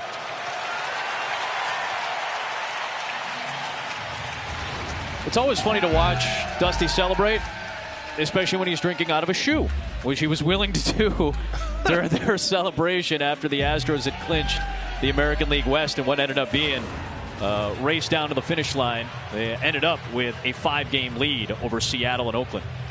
So over Seattle, 9-game lead over Oakland. One of the hardest things in sports to do is make the postseason in baseball. And when you see guys and the way they react, and people say, oh, it's just a division championship. It is so hard to win your division in Major League Baseball. And then you become a child, and it's the most fun you can have, other than obviously winning a World Series. Every celebration gets a little bit better, but that first one, when you win that division, it's special because you know you get to play on. There's only 8 teams playing right now, right? 4 series, that's it. Everyone else is at home watching these games. So, and then as it gets smaller and smaller and you get down to the final 2, you win that one, no holds barred. Everything's fair game at that point, including apparently drinking out of a shoe. I'm going to go ahead and save the question about drinking out of a shoe for you for later, I think. No. All right, I'm glad you can own up to it right there. Well, it's funny, too. Tom asked Tony La Russa a question at the end of our conversation with him today, and he said something similar, like, how do you feel now? You know, you grind all year to win the division title to get to this point, and La Russa said, this is where it gets fun. The hardest thing to do is to win the division, to grind out 162 games, and now you get to enjoy it. I know it's a 6-0 game in favor of Houston, but it's a series, and you could feel the energy right out of the gate. This is a different sport almost when you get to this time of year. The managers act differently. They approach things differently. Every pitch is intensified. We felt that the last 2 nights just watching Yankees, Red Sox, and Cardinals, Dodgers. What a game last night. Incredible. Chris Taylor, the walk-off. 2-run home run. You're right. Playoff baseball is completely different. You see starters in the bullpen. Anyone's willing to do anything. Whereas if you were going to go to a starter and say, hey, we need you to throw 3 innings at the pen, they look at you like you're crazy in the regular season. You're going to ruin my start in 3 days. But in the playoffs, nope. Everything goes, anything goes, as it should, because you're trying to get to the ultimate goal, and that's winning a World Series. Astros won in 2017. Certainly that has a little bit of a complicated legacy to it. White Sox, their last world title here in Houston in 05. There's an 0-2 pitch from Lopez to Kyle Tucker. And Tucker's looked off balance a couple of times. Lopez with his second strikeout here in the 5th. Well, T-Mobile covers the most interstate highway miles with its 5G. Home or away, stay connected to your team with T-Mobile, the leader in 5G coverage. Minute Maid Park in Houston, Texas, the site. Adam Amin, AJ Pierzynski, Tom Verducci, the wonderful women and men of our Fox Sports crew. We got another one for you on FS1 later today. Game 1 between the Tampa Bay Rays, the #1 seed in the American League, champions of the East, getting set to take on the wild card winner, their division foes, the Boston Red Sox, later on tonight here on FS1. Here's Myers with a broken bat roller towards second. Garcia has to hustle, and that'll retire Myers for the first time in his playoff career.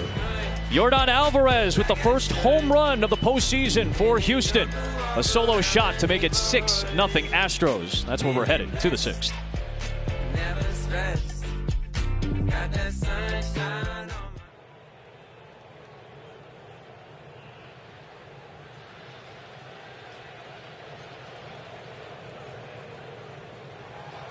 Number 9 hitter in the White Sox order is Leury Garcia, leading things off in the 6th against Lance McCullers Jr., who's at 82 pitches. 7 of the last 8 outs have been via ground ball for McCullers. Trying to make it another one here. Gurriel to McCullers, and he got him. Well, coming up next, the ALDS continues with Game 1 between the Red Sox and the Rays here on FS1. Tomorrow, we'll have Game 2 of this series between the White Sox and the Astros, but that'll be over on MLB Network. And the National League Division Series will get started up. Braves and Brewers from Milwaukee, and then we'll keep things going with Dodgers and Cardinals as well. Shane McClanahan became the first pitcher in playoff history to make his major league debut during the postseason. That was last year. Eduardo Rodriguez is back for the Red Sox. Tim Anderson, first pitch swinging. Altuve loads it up. And a couple of ground ball outs to start this inning for Lance McCullers Jr. Anderson's 0 for 3.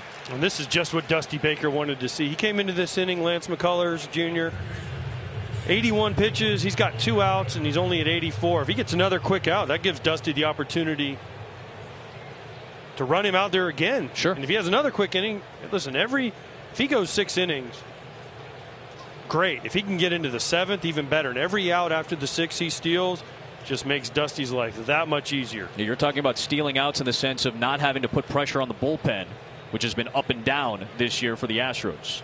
Here's Moncada. Still has the lone White Sox hit. It was a single in the 4th.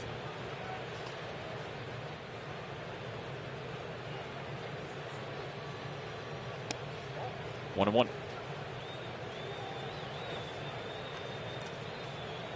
Moncada, another one of those pieces that was picked up over the last few years to bolster this roster. The Chris Sale trade was one that was going to have a lot of weight to it years later, and the additions of Moncada and Michael Kopech, who is pitching out of the bullpen right now, probably a starter in the future at some point. Those are big dividends to come back to Chicago. 2 balls and a strike.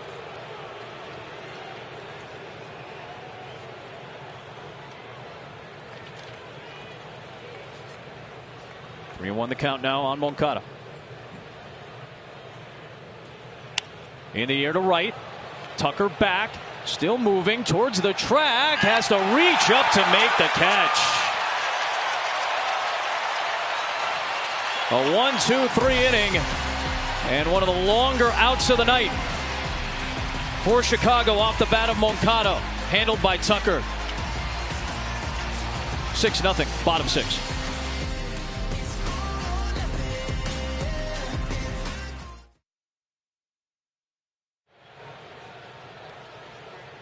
Nine, 1 and 2 for the Astros in the bottom of the 6th inning with a 6-0 advantage. Martin Maldonado will lead it off against Ronaldo Lopez.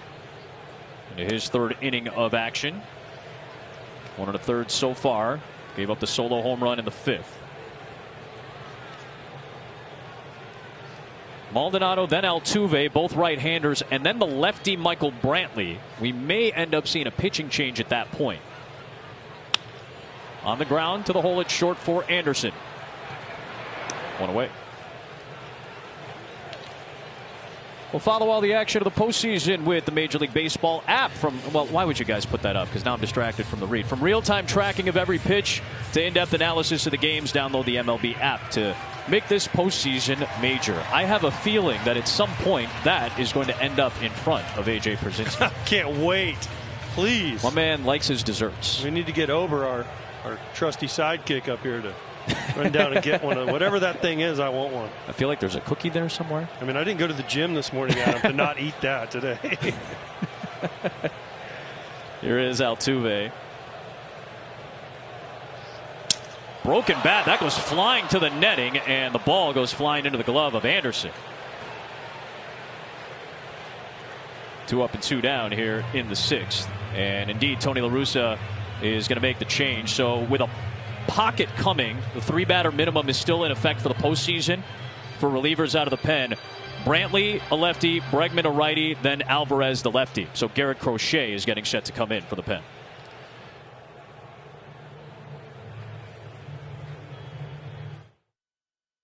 More about Apple Fitness Plus. Altuve's broken bat ended up as a pop out on the last out. 2 away in the bottom of the 6th. Astros leading it. This was what we told you to watch for. The #1 fastball hitting team in baseball are the Houston Astros. Lance Lynn is a heavy fastball pitcher, and almost every pitch that Lynn threw was a fastball. The Astros eventually got the best of him. Well, that was the matchup we wanted to see. We Right. talked about it in the open. We talked about it pregame. It was, can Lance Lynn locate enough fastballs to get this great fastball hitting team of the Astros out tonight? 74 of 76 pitches fastballs. Maybe mix in some more. I know that's not what Lance Lynn does. Right. But at the end of the day, sometimes you have to make adjustments. He didn't, and the Astros made him pay for it. Lefty on lefty, Garrett Crochet will fire away, and he's a man with some velocity out of the pen. He averages 97 out of the pen. That was 98 to start. And he's been really good this last month or so for the White Sox. You see high velocity, you see a high leg kick, you see a low 3/4. He's also got a filthy slider he can mix in. But most of the time he comes right at you with 97, 98 from the left side. About 2 out of every 3 pitches he throws are fastballs. Brantley's numbers against lefties way down compared to his numbers against right-handers.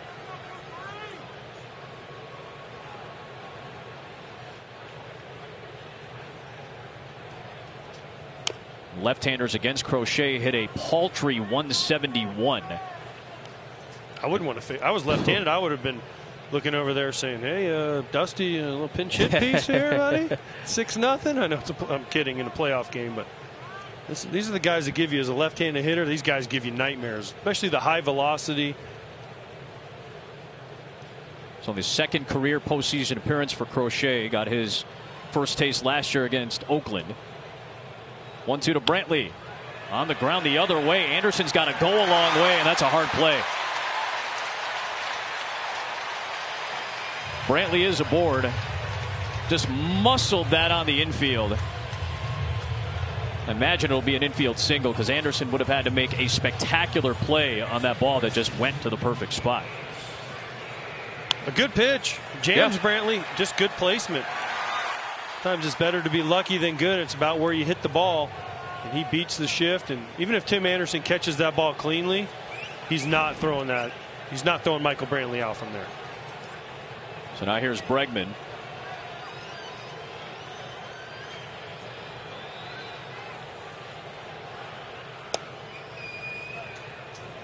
I'll show you that #2 from Lance Lynn. I wanted to point this out.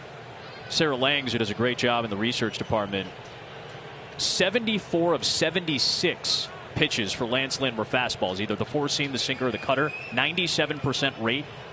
That's the highest rate of fastballs thrown in a postseason start since that got tracked in 2008. So over the last 14 seasons, nobody's thrown a higher rate of fastballs from a starting pitching position than Lance Lynn did today. Well, I can't imagine anybody at any point. Sure. You can go past 2008 has thrown more just pure fastballs than what Lance Lynn did today, percentage-wise.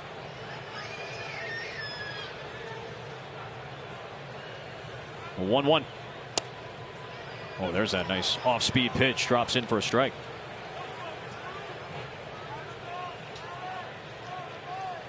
You can see why Crochet is effective. Not only high velocity, but that breaking ball he throws. If he can locate it like that, it's a tough day for any hitter.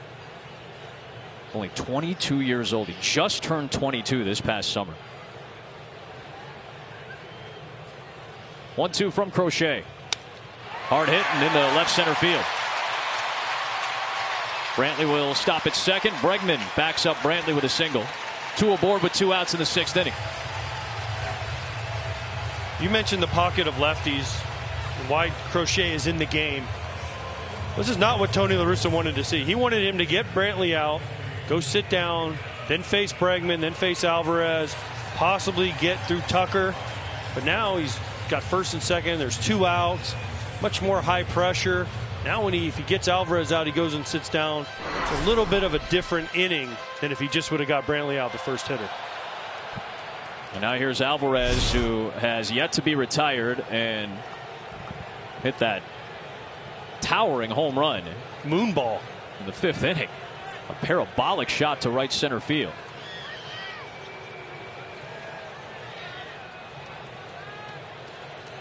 I mentioned it, Alvarez's numbers against lefties have been just about as good against righties this year. And therefore a strike.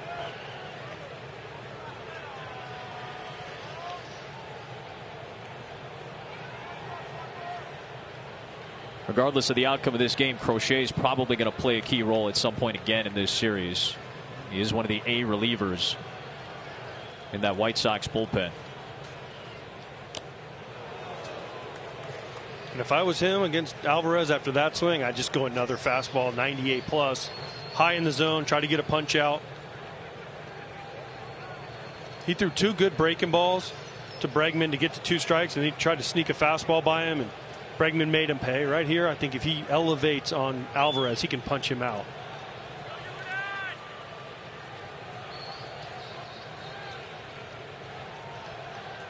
Oh, 2. 98 that time. A little low and inside. Crochet from Ocean Springs, Mississippi. Southeast portion of the state. First round pick in 2020 out of Tennessee. Excellent college player.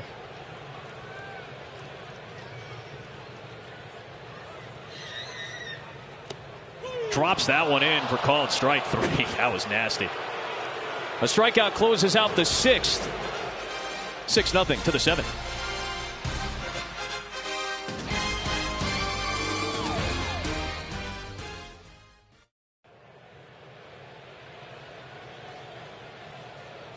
Game featured in the free-to-play Fox Bet Super 6 app. One of the questions in tonight's contest: which team will strike out the most batters and how many will they have?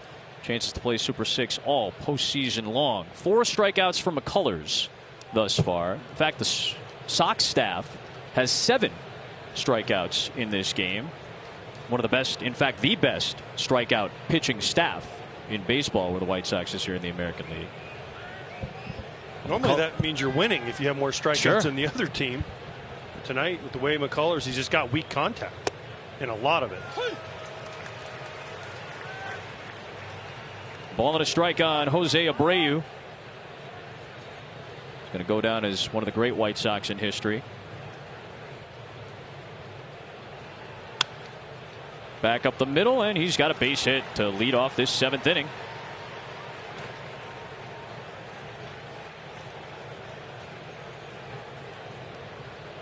We'll see what Lance McCullers' leash is going to look like here. He's approaching 100 pitches.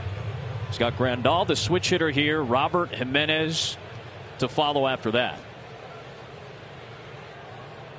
He's waited a long time to get an opportunity back at this point. The ground ball outs are starting to rack up as well. Shift is on for Grandal. Turns that one over for a breaking ball strike. 0-1. Phil Maton has begun to loosen in the Houston Astros bullpen. So this might be the end of the line for McCullers.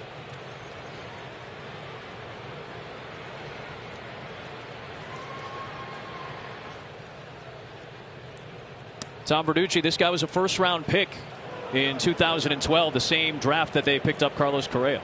Yeah, it's worth detailing that connection between Correa and McCullers because Lance was one of the top 2 right-handed high school pitchers in the country going into that 2012 draft. The other, Lucas Giolito, now with the White Sox. Giolito went 16th overall to the Nationals. McCullers slid in the draft because he had a commitment to the University of Florida. A lot of teams thought he would be a tough sign. And that was the first year there was a cap, a limit to how much bonus money you could give players. So how did the Astros wind up signing McCullers at number 41 in the draft? Well, they gave him the equivalent money of a number 12 pick, well over slot at $2.5 million. And they were able to do that because they saved money by signing Carlos Correa, the number 1 pick, who they signed for $2.6 million under slot. And here we are 9 years later. Correa, McCullers still with the Astros, all-stars. And by the way, 5 high school pitchers drafted in the first round that year. McCullers the only one with his original team. Try to turn 2 behind McCullers, and he is fired up. If that was the last pitch.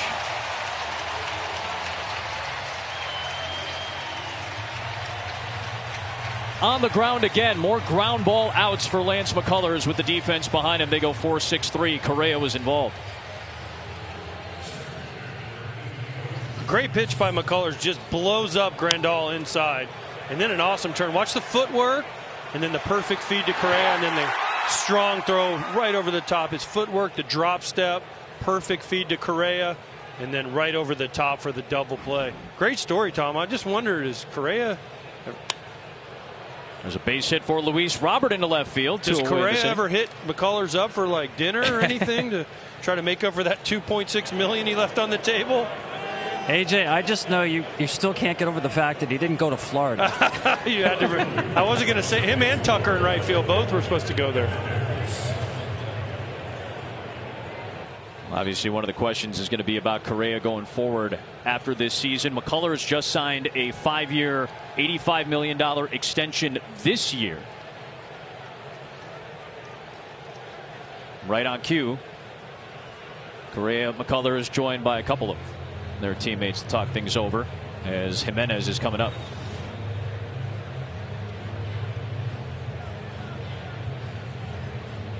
That was after the double play. 11 ground ball outs now for McCullers. See that? He's putting the cannon away, the gun away. Arm like that, he take it away, take the gun out, holstered back after that double play. Great shots by our camera crew, and especially right after Tom tells that story, then we get those guys involved, pointing at each other, giving each other some love. McCullers never afraid to show some emotion. Fairly efficient for a few innings tonight. White Sox made him work in that 4th inning. That was the inning where they got the base hit from Moncada. Abreu and Grandal both had longer at bats in that inning, but both ended up in groundouts. Here is Jimenez, 0 for 2. Up and in on Eloy. This is the first inning that I've seen any sort of fatigue out of McCullers. Leaving more balls up. The one to Abreu, he got a hit. He made a good pitch on Grandal to get the double play, but then another mistake to Robert for a single. Then that pitch right there to Jimenez. First signs of fatigue out of Lance McCullers Jr. Well, he's about to throw his 100th toss of the night. Looked like Maton was ready to go if need be.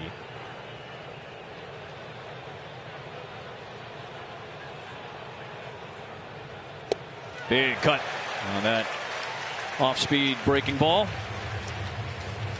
1-1 the count on Eloy Jimenez.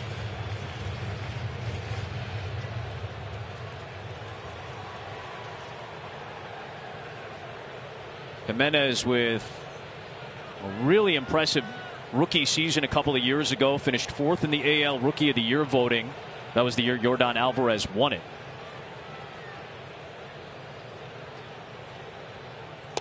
1-2 the count.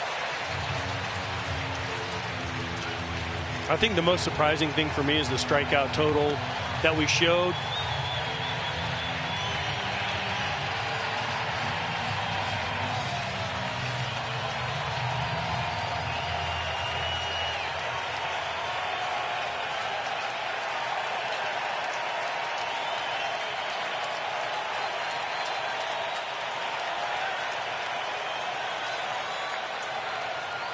One-two. The strikeout total we showed for both teams, the way McCullers has pitched, you'd think he'd have 10+ strikeouts in these 6 2/3. He only has 4, but he's gotten weak contact, a lot of weak ground balls, and he's dominated the White Sox without the strikeout numbers. Best season of McCullers' career so far. 3-2 the count on Jimenez. Well, if you're going to get something against McCullers, I would imagine this is it. I mean, this is probably his last batter of the night. And Dusty's just hoping. Dusty doesn't want to have to go to the mound. Right. He's hoping he gets Jimenez out here, walks off to a great ovation, and if it's Maton, the reliever can start the next inning. Runner will go on this 3-2 pitch from McCullers to Jimenez in the 7th. To center field and down for a base hit, and Robert will hold up at second. That was a hard hit ball right to Myers, so he has to hold up after a bag. McCullers frustrated, and that is indeed going to be done Lance McCullers Jr., 6 2/3. Here in this opening game of this 2021 ALDS.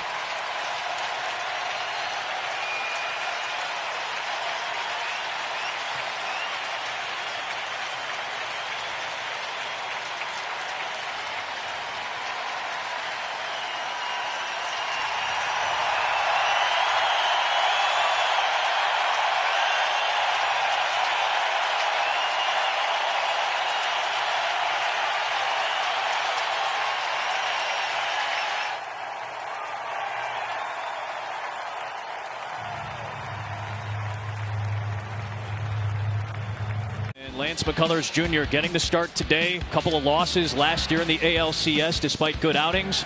Bounced back tonight in the 2021 postseason opener. An outstanding performance by Lance McCullers Jr. Not a lot of strikeouts, a lot of weak contact. His breaking balls were as good as advertised. The White Sox had no answers. He got a little fatigued here in the 7th, but walked off the field proud, tipped his cap a little bit to the crowd. They acknowledged him. Just a great job by that young man. So now it is Phil Maton, the former Cleveland Indian. 10 appearances in his career against the White Sox, playing in the Central. He deals with Gavin Sheets. High strikeout totals for Maton between Cleveland and Houston. It took a while for him to get settled in, though.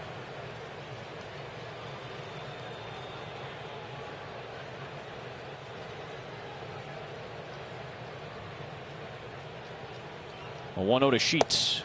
Is off the corner, 2-0. Sheets and Maton facing each other for the first time.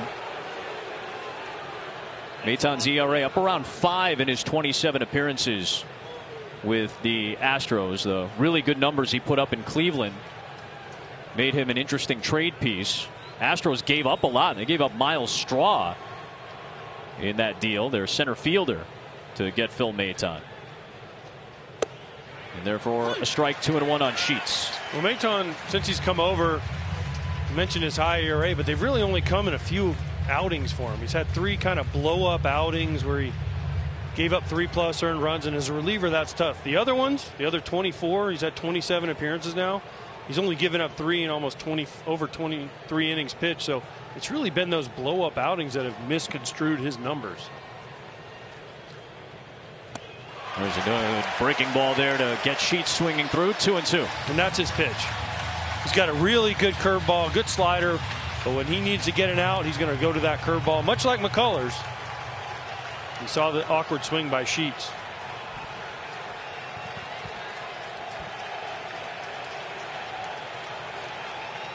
Seventh inning, 2 on, 2 out. Maton to Sheets. On the ground, broken bat to third and Bregman. That'll do it for the Sox in the 7th. Stretch time in game 1. Lance McCullers Jr. in line for the win. Didn't allow a run in 6 2/3.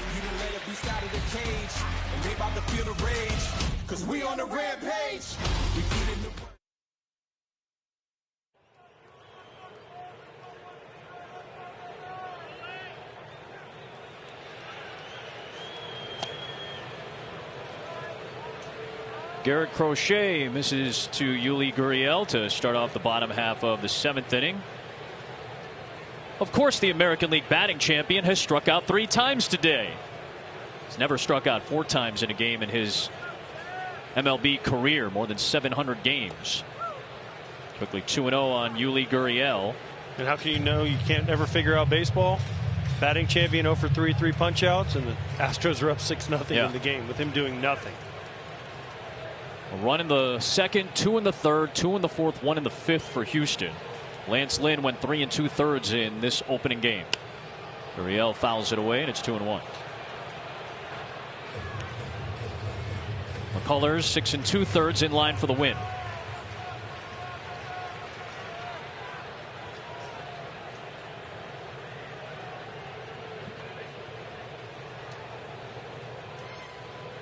Big leg kick from Crochet. Gurriel would not chase that good breaking ball.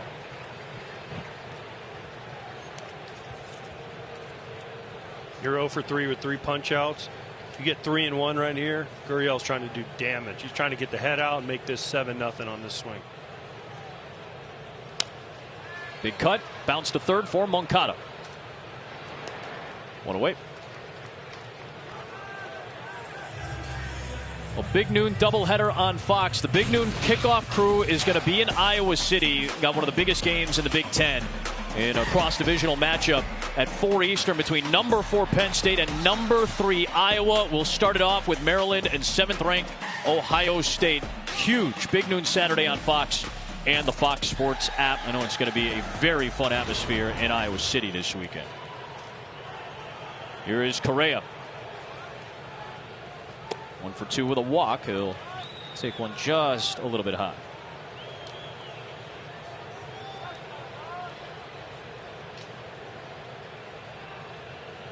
Three o'clock local time start. Almost 6 o'clock local time now as the sun will start to set here in Houston.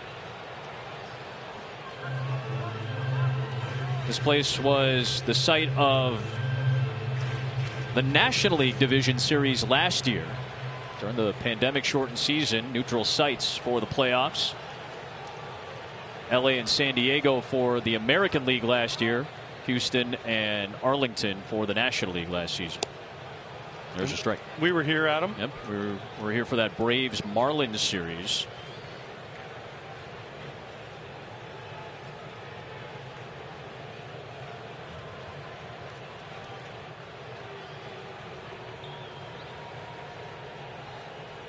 There's a 1-2. Correa muscles it to right. Engel with a circuitous route to try to get there, and it drops down for a base hit for Correa. His second hit of the game.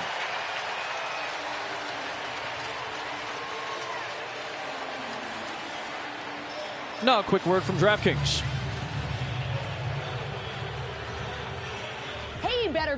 This postseason, bet $1 to win $100 if either team gets a hit. Download the app, sign up with the promo code, and make it rain.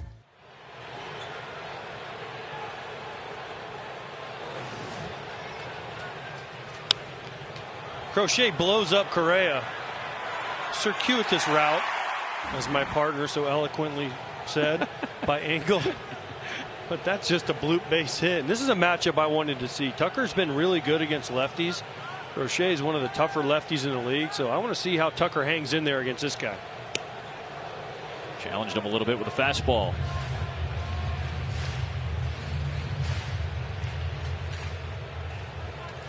So Houston's batting champion and their hottest hitter combined in this game, 0 for 7 so far.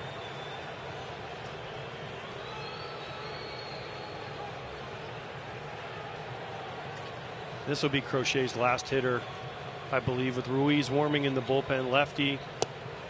Oof, man, you weren't kidding about that breaking ball from Garrett Crochet. Well, think about first pitch 96 up and in. Yep. Scares Tucker. You see him buckle and jump out of the way, and then this one. Just a little bit. His head was in it, right? But his heart really wasn't in it. Adam, see the swing? Not fully committed after that first pitch up and in.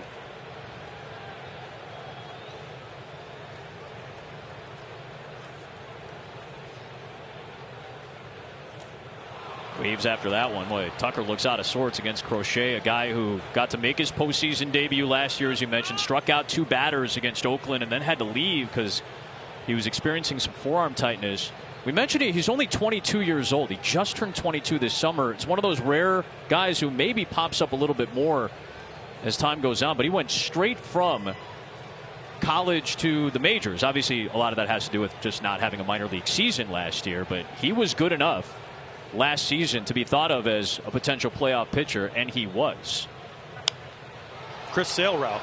Yeah. 2010, the White Sox drafted Chris Sale. He was in the major leagues later that year.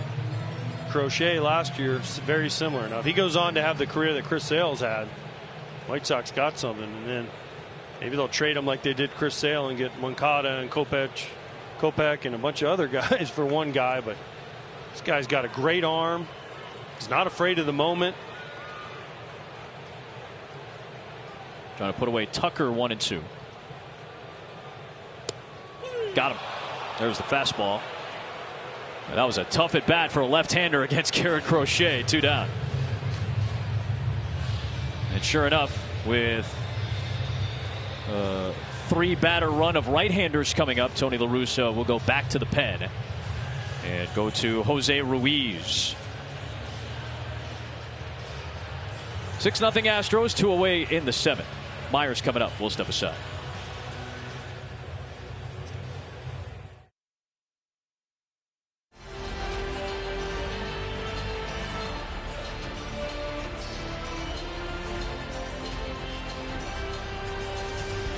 Let's take a look at our game summary, sponsored by Liberty Mutual. First matchup of Lances in Major League history. It happens to come at a postseason start. And McCullers got the best of Lynn in Game 1. McCullers did get the best. Game kind of played out like we talked about. We worried about it with Lance Lynn and Lance McCullers for the White Sox. Lance Lynn couldn't get his fastball located well enough. McCullers dominated with his breaking ball. The biggest thing for Lance McCullers Jr., he led the MLB in walks this year. 0 walks for that young man. He had 76 this season.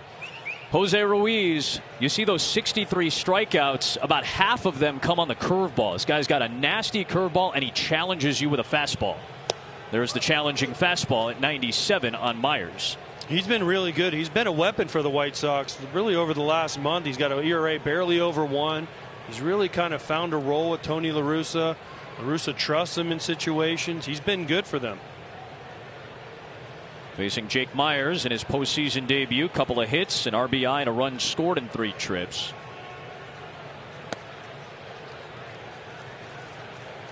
There's your curveball, 87. Times have changed. Curveballs used to be 75, 77. Now they're 87 plus because guys throw now 97 instead of 87.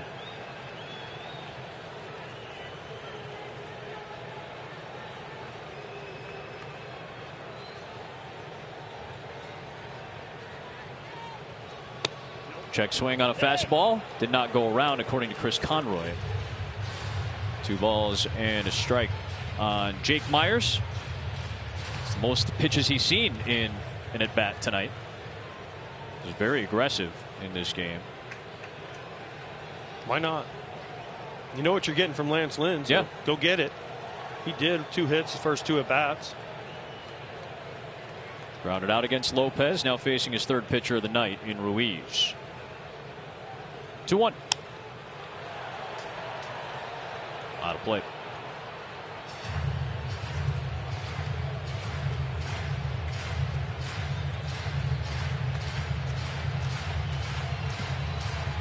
Game 2 starters are slotted up. It'll be Framber Valdez for the Houston Astros. And Lucas Giolito for the Chicago White Sox. That'll be tomorrow over on MLB Network for Game 2 of this series.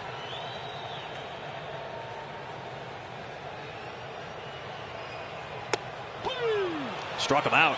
Ruiz backs up the crochet strikeout to close out the 7th. Engel, Garcia, Anderson all coming up in the 8th.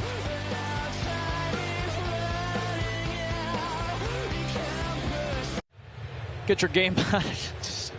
That's just a great shot. Get your game on at MLBshop.com. Authentic on-field caps, tees, hoodies, and more. Get all your postseason gear and wear what the champs wear at the official source, MLBshop.com.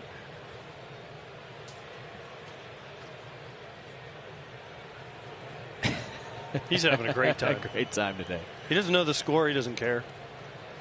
Dancing, glasses, headphones. It's a good look, too. Adam Engel takes a strike from Kendall Graveman, who makes his playoff debut.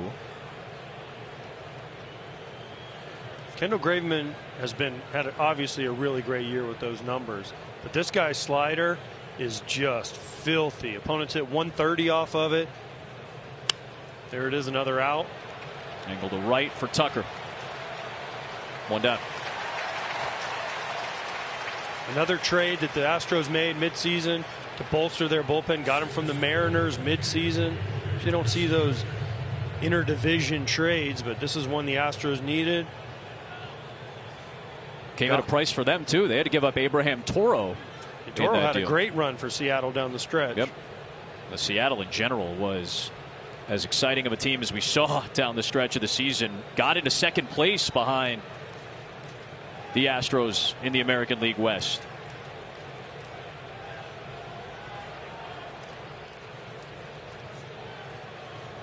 One away for Garcia. But Graveman's numbers not as good with Houston as they were with Seattle, but he's going to play a key role once again. Their back end of the pen is very good. They have Ryan Presley, an all-star caliber closer, with 26 saves this year. But the term used to describe the Astros bullpen this season was relief volatility. It was a roller coaster of a season for Houston's bullpen. Obviously, part of that is learning your new relievers. Garcia drives one in the air to left. Well hit, but playable for Brantley. 2 away. Well, and new roles. Dusty Baker talked to us. He said, hey, we kind of reloaded our bullpen midseason. It took us a while to figure out what role, what inning, where guys should be slotted in. Yes, Presley's going to be their closer, but where does Graveman fit? Where does Maton fit? Where does Raley fit? I mean, it's all a little bit of a guessing game for Dusty Baker when you remake the bullpen mid-stride. He's done a great job with it. They've been better here down the stretch. Their bullpen has gotten better. They've all fit into their roles, and I like what Dusty Baker does here. He puts Graveman in a game, clean inning, 6-0, never been in a playoff game, new atmosphere. Let him get an inning in, get his feet wet. Faces Tim Anderson here, goes after the first pitch and flares it into right field. A base hit for Tim Anderson. Had 9 of them in the wild card series last year. Gets his first of this series here. And right on cue, our StatCast is powered by Google Cloud. One of the highest swing rates in the season in Major League Baseball. If you give him a first pitch to attack, Tim Anderson can do something with it. And here you go. He gets jammed. Ball's in on him. But he just punches that ball in front of Tucker in right field. And if the White Sox go on to lose this game, and I'm Framber Valdez pitching tomorrow, first pitch of the game, you better be very, very careful, because Tim Anderson is going to try to ambush you, make it 1-0. Yeah, keep that in mind when we're watching Game 2 tomorrow. And I would imagine, you know, obviously there's still 4 outs with which to work for the White Sox offense to try to get on the board. But when you have a rough offensive performance like this, you go back and retool for Game 2, new scouting report with a new pitcher and all that. Oftentimes being aggressive ends up being something to try to get your offense going. All right, guys, we didn't do well last night. I know we were patient, but it didn't go our way. I would imagine a lot of managers, if they've been in that spot, would say, all right, let's try to be aggressive the next game out. Well, that's one strategy. It all depends on the pitcher pitching. Valdez, the scheduled Game 2 starter for the Astros, he's a ground ball guy, so he wants you to swing early. He wants you to try to chase and beat the ball into the ground. So be real careful with how you. Depends on the mat, and if you're facing a Lance Lynn who's throwing you heaters, go get him early in the count. But McCullers with his breaking ball, Valdez with his sinker, got to be a little more cautious on. But I guarantee you, Tim Anderson tomorrow, if he throws him a first pitch heater, he's trying to make it 1-0 on the first pitch of the game. 3 balls and a strike on Moncada.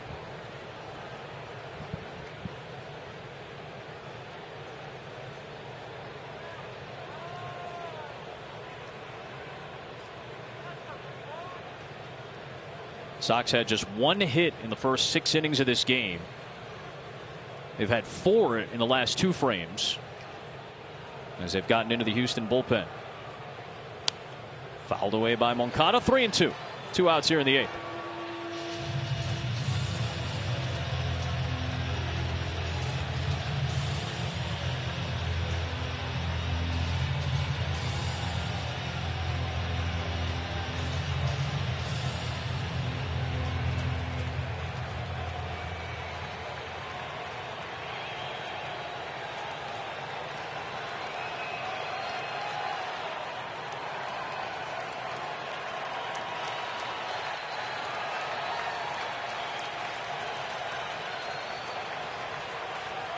(3-2). Anderson goes, and it's fouled back by Moncada.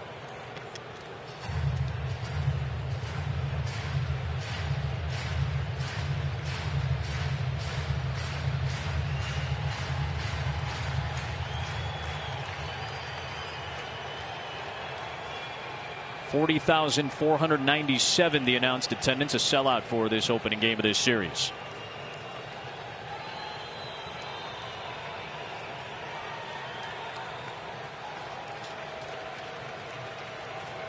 Anderson goes. Moncada fouls it back once again. Moncada, the 26-year-old, originally from Cuba. Left in 2014 with permission from the Cuban government to pursue a major league career. Lands with the Boston Red Sox in 2015. Gets a little bit of a stint at the big league level in 2016. And then that December is when the Chris Sale trade took place.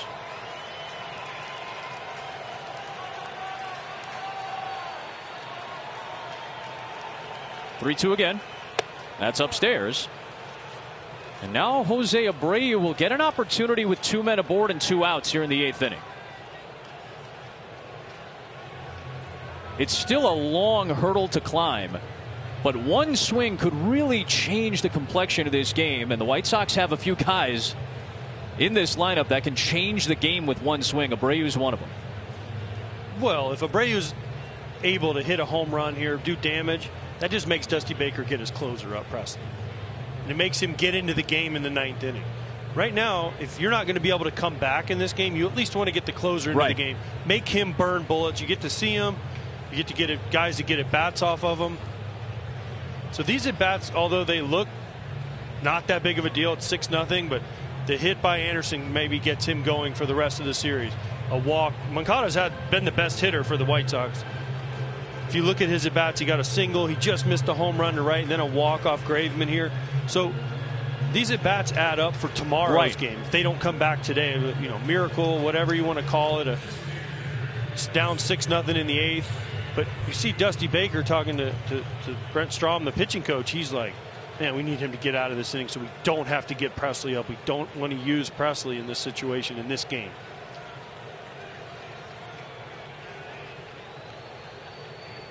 I told you before the game, Jose Abreu battling flu-like symptoms. Did not travel with the team originally for their original workout on Wednesday. He came separately last night from Chicago. Went through batting practice today and was deemed ready to go to DH out of his normal first base slot. Graveman pours in 98 for a strike on Abreu. A great first pitch right there. Abreu shaking his head because he couldn't hit that pitch. Nobody can hit 98 down and in with sink running into you.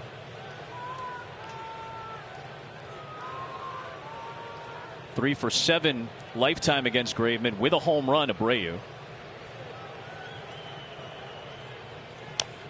Big cut. It's 0-2.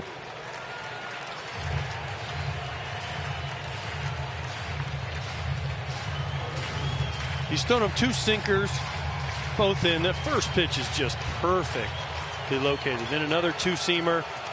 Abreu fouls it off his kneecap. Now he's got him set up for that slider that nobody's done anything all year off of. He also could try to throw it up, get him to chase, but I see Graveman here after 2 balls in trying to get him to chase a slider down and away, get out of this inning.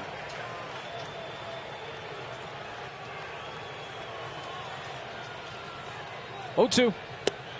Did elevate that one. Maldonado threw back behind Anderson. Anderson's been taking a couple of secondary leads off the bag at second, so Maldonado trying to counter that. You know you have a great arm and you're not even ready to throw. Anderson gets a big lead. Just fire one down there for fun. Tossed a seed up into the second base. He's not ready to throw this ball. He's just like, oh yeah, watch out. And he almost got him. I think Graveman was a little surprised too by that. Yeah, he scared Graveman more than he scared anybody else. 1-2 on Abreu. 2 on, 2 out in the 8th. In towards right. Tucker coming on. That's going to drop in front of him. Anderson's going to come around. Here comes the throw up the line. And finally the White Sox are on the board here in the 8th.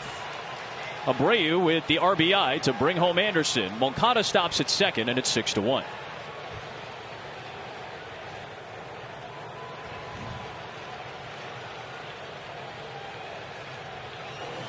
I really don't like this pitch selection. You go 4 pitches to Jose Abreu, the main RBI source in the White Sox lineup. You throw him all fastballs. This ball, granted, it gets in on him, gets in on him, he muscles it to right, but where's that slider that opponents hit 130 off of? Throw him a slider, punch him out, or at least try to punch him out with a slider. Instead, you're doing Abreu a favor by continuing to pump heaters in there, especially 4 in a row. And here's Grandal now with 2 on and 2 out. Breaking ball to start, and it just missed.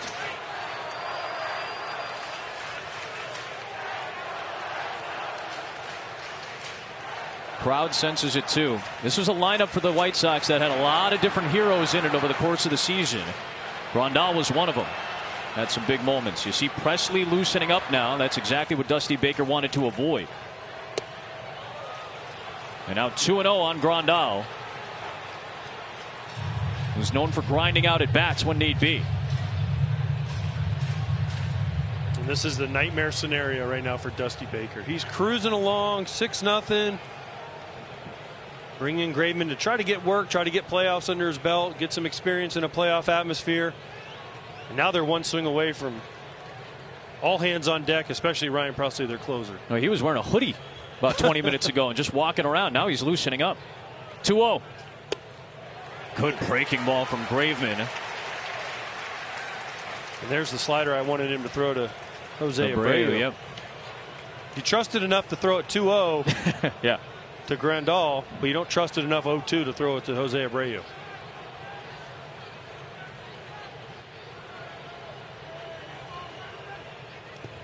In the dirt, 3 balls and a strike.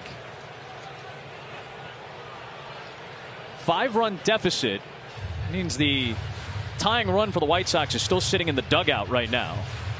Robert is on deck, and remember Jimenez. We've talked about the depth of the Astros lineup, and rightfully so. The Sox have a very deep lineup. They just haven't been together very often either. Jimenez would represent the tying run if somehow he could come to the plate. All of this starting with 2 outs. First 2 men were retired in this inning. Big pitch, and it's 3-2. And here they come in Houston. Trying to make some noise for Graveman.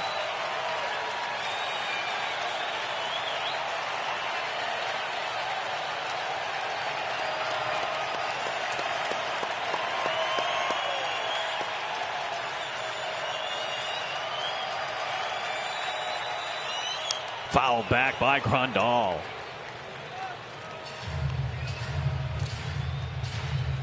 All these pitches matter, Adam. See the 24 down there by Graveman. There's a chance now he's unavailable for Dusty Baker tomorrow, no matter what happens. He's been one of their weapons out of the bullpen. Plus, it puts a little doubt in Graveman's mind if he has to come in again in a situation next time. Well, they scored off me. I'm vulnerable. All these things matter in these playoff series. It's all cumulative over the course of the set.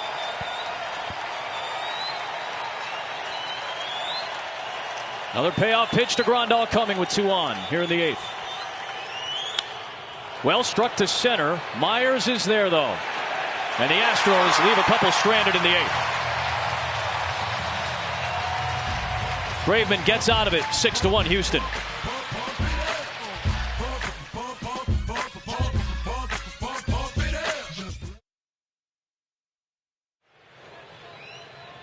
See the 72-year-old Brent Strom with the Astros since 2014, a pitching coach, trying to settle Kendall Graveman down after he had a rocky last inning.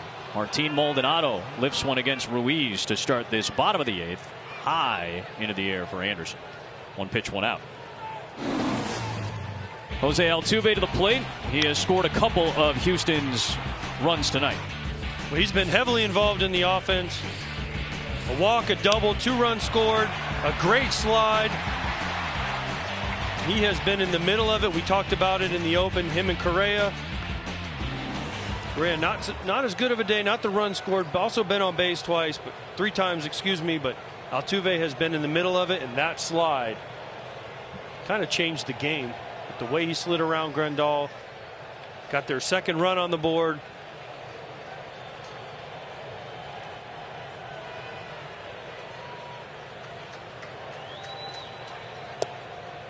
Altuve will take a strike. That was on the Bregman fielder's choice. Altuve scoring the second Houston run. Alvarez tacked on one with an RBI double to score Bregman in that third inning. That made it 3-0. Let's get a little more on Altuve from Tom Verducci. Yeah, AJ, I'm with you on how important that base running play was. What got my attention was runner on third, less than 2 outs. Look how deep Makata is. He's playing essentially a 2 defense. 1 would be all the way up. So Altuve makes this play because he's got a great jump, but really it's his pre-pitch read. In other words, if Makata is up even with the bags, it's not a contact play. Deeper than the bag, now he's got a chance to score the run. It's just great preparation on Altuve's part, finished off by a great slide. You guys know pretty much at the end of a night, especially in October with Jose Altuve, he's going to fill up the box score. He's typically going to have a dirty uniform, and he's going to do something small to help you win a game. You're right, Tom. His lead was perfect. You're taught as a base runner at third base, you get as far off as the third baseman is off. So if he's closer to the bag, see that lead? He's ready to go on contact. He's going contact the whole way. He gets a great jump, great slide, but what Tom said is perfect. You get off as far as the third baseman is off. So on the shift, that's why you see guys like halfway down the line because of the shift. Well, that one, he was exactly where he should have been. Great walking lead. Great read by Altuve and an even better slide. Well, you pointed out the play by Moncada, and it was a really good play to make. Because it was such a good play, Altuve had to be perfect in terms of his read to actually score a run, and he was. 99% of third basemen, 1, don't make that play, and 2, they don't throw it home. And then the other factor is 90% of base runners aren't as fast as Altuve, don't have his instincts, and don't get that jump, so they're out. So it was just a really good play by really good baseball players. Moncada this time will get Altuve, and there are 2 away here in the 8th.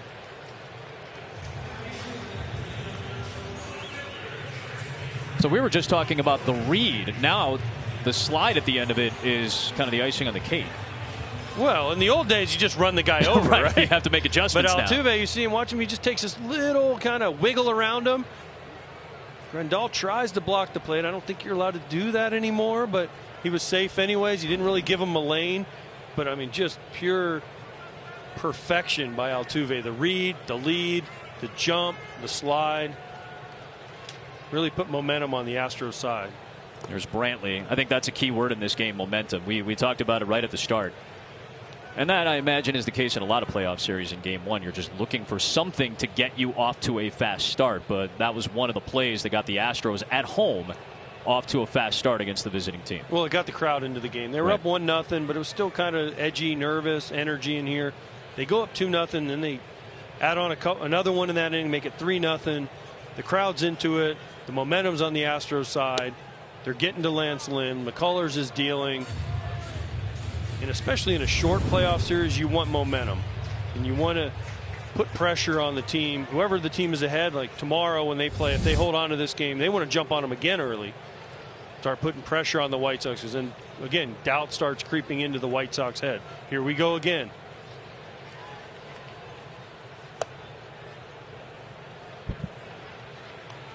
Two balls and a strike on Brantley. Retired his first couple of times. Drove home a couple in the 4th and an infield single in the 6th. The White Sox have not had a 1-2-3 inning tonight. Ruiz had retired the first 2 in this inning, Maldonado and Altuve, since the first inning. And Lance Lynn. He got Altuve, Brantley, and Bregman in order. And since then, there has been a lot of traffic for Houston on base. It's what their offense does. They don't strike out a lot. They put the ball in play. They keep pressure on the opponents. They hit for extra base hits. We've seen doubles. We've seen home runs tonight out of the Astros.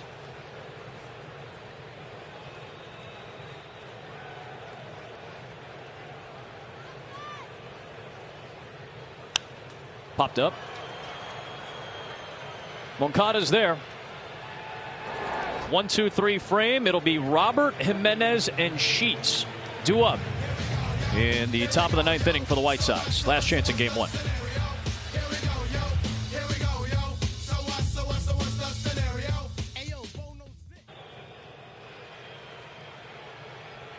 So the White Sox do get to Ryan Presley in this ninth inning. Dusty Baker just trying to make it an easier ninth inning, and Robert, Jimenez, and Sheets all due up. So at the very least, you consider this a victory for the White Sox to get Presley in a game where it's a 5-run cushion? They would have much rather had it be a save situation. The heart rate goes up, the adrenaline kicks in a little bit more. Maybe get him in the bottom or the top of the 8th, excuse me, with guys on base. So he has to maybe go an inning in the 3rd, something like that. But this is also Dusty Baker getting his closer into the game to get comfortable, like he tried to do with Graveman. Now he's trying to do it with Presley.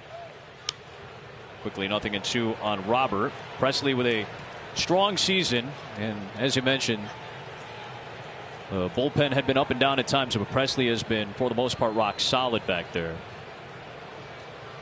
32-year-old, best season of his career. And his slider is his pitch. Like Graveman we talked about, Presley's slider has been almost as good. That's his go-to pitch, his out pitch. He throws it 36% of the time. So when in doubt, he's going to throw you a slider. Got a curveball he'll mix in as well. That's got the speed drop off. The velocity drops off on the curve. You'll be able to tell. 1-2 on Luis Robert. There was the breaking ball. No swing.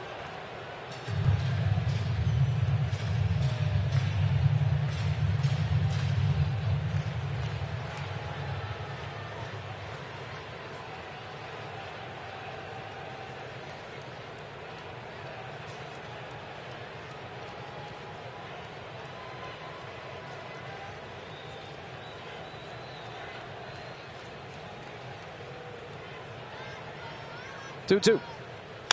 Breaking ball popped up into a tough spot in the outfield, though, and that's going to drop down for a base hit. Luis Robert with a couple of knocks in his last 2 trips. Leadoff man is aboard here in the 9th for the White Sox. And predict which players will stack the most total bases each day during the postseason and compete to win $20,000. Enter MLB Base Chase, presented by Michelob Ultra at MLB.com/base chase. See official rules for details.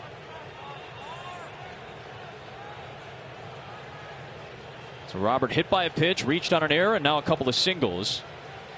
And now Jimenez, 1 for 3, a single his last time in the 7th. He was the last batter that Lance McCullers Jr. faced today. Big cut on that slider. See, I wouldn't call that a slider. That's almost a cutter. Feels more like a cut to you? His curveball is almost a true slider. His slider is super. It's almost like a micro slider. It's super small, super tight. I know they call it a slider, but it's almost a cutter. Same velocity right around there for that pitch. So this is 2 tosses ago. But see how small that is? Yeah, that's not a huge break. It's not vertical. It's just a very small cutter-like break. It has the slider spin, but the velocity in the break makes it more of a cutter type. So is that kind of away from your expectation, maybe what the path of the ball is if you're a hitter at the plate? Well, no, you still kind of expect it in the same general area. Right? Okay. You've seen Presley. You've watched video. Most of these guys have faced Presley, so they know what he has. But to call it a slider is a little bit reaching. I feel like it's more of a cutter. Plus the velocity, 91 on those pitches. Yeah, that's Mariano Rivera cutter at 92, right? That wasn't a slider. Broke like a slider, but it was a cutter. He's ahead of Jimenez. 1-2. Nobody out in the 9th.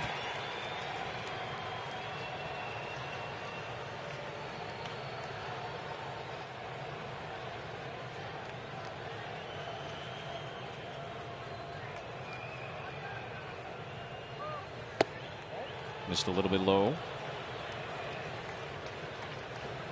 Something I'm looking for if I'm a White Sox hitter. They've really tried to pitch backwards a lot. Of the Astros have to a lot of these guys, a lot of off speed early. They keep trying to sneak that fastball at 2 strikes. We just saw it there to Jimenez. We talked about it to Abreu. That one skips to Maldonado, and on to second base goes Robert. This game's starting to get a little bit interesting. I know it's still 6-1. Presley's not. Doesn't look exactly comfortable. Right. White Sox the last few innings have had a bunch of hits, a lot of traffic on the bases. Dusty Baker sitting over there. Just, can't you guys make this easy on me and just get 3 quick outs and get me out of here so I can get some dinner and watch the game tonight on FS1?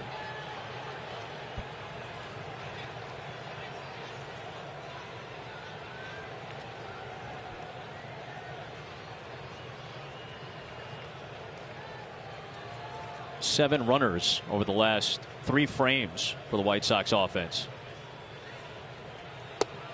That's a very tough pitch to pick up. That fastball. Jimenez frozen.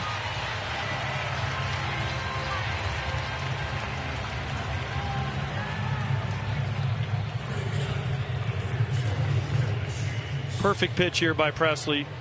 Cross seam, 4-seam, just right on the outside corner. And I guarantee you Jimenez was looking for a slider or cutter. The way he took that, he was late getting ready. Just wasn't expecting that pitch in that location. One down for Sheets. And Maldonado and Presley trying to make sure they're on the right page with a runner at second base here. Correa running in circles out there around Luis Robert. Thought there was going to be a mound visit. Wanted to hear the conversation, then turned around.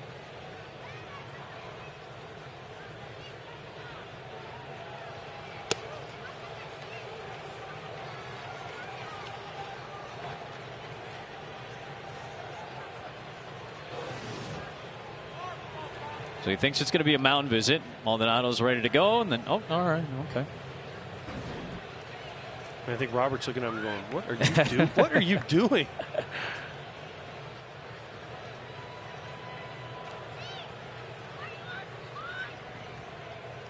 Here's a 1-0. Big cut from Sheets.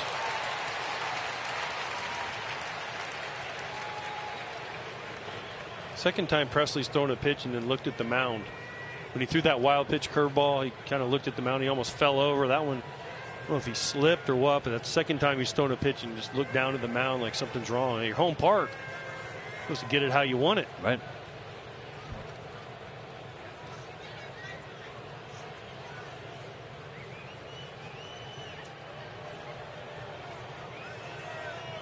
Sheets a good pull power hitter. He was trying to pull one there, but the breaking ball came down and in on him. 1-2.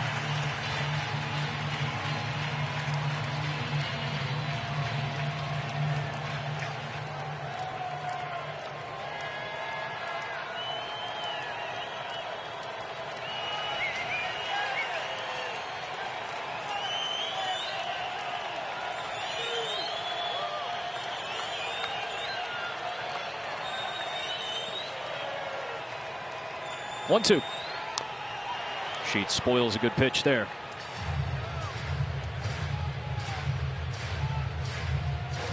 Come back to what you talked about, AJ, here. Just a little bit of an awkward landing. Doesn't slip. It's just, oh, he kind of, I don't know, he bounces around. Doesn't look comfortable. Moves the dirt around. Kind of flexing his leg between pitches.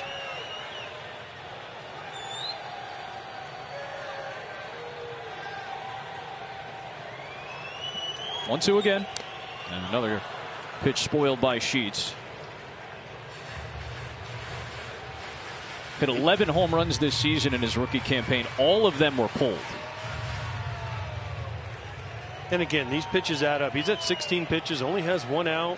Again, this is the cumulative effect of a series. If they get him to 20, 25 pitches, even if they don't come back, they need him tomorrow. Is there effect for tomorrow? If they're in a 1-run game, Presley has to come in. All these pitches matter in short series, especially. 2-2.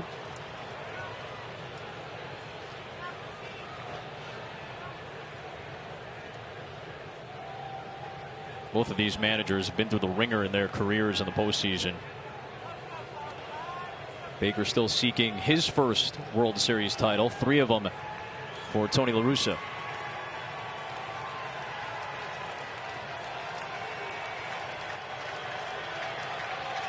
Two balls and 2 strikes on Sheets. 3-2.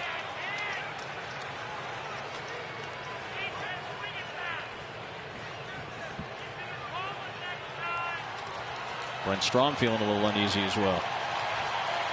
A lot of pacing going on in that Astros dugout for a 5-run lead in the 9th inning and your closer on the mound.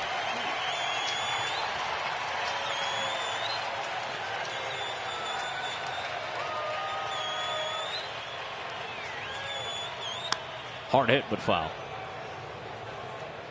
And zip past Darryl Boston, the first base coach.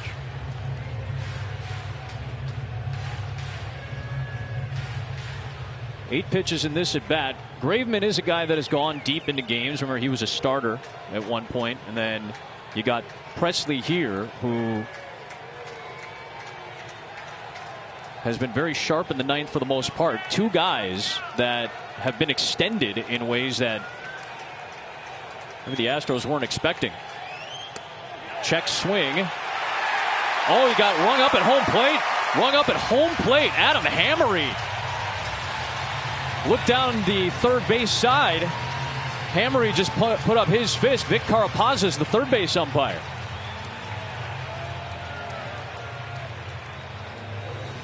I didn't think it was close. Maybe it was closer than I thought, but I sure thought from up here, our vantage point, but the replay show, he went a little bit farther than I thought. Yeah, on that angle, it looks a little bit more obvious. And Adam Hamari behind the plate, you know what?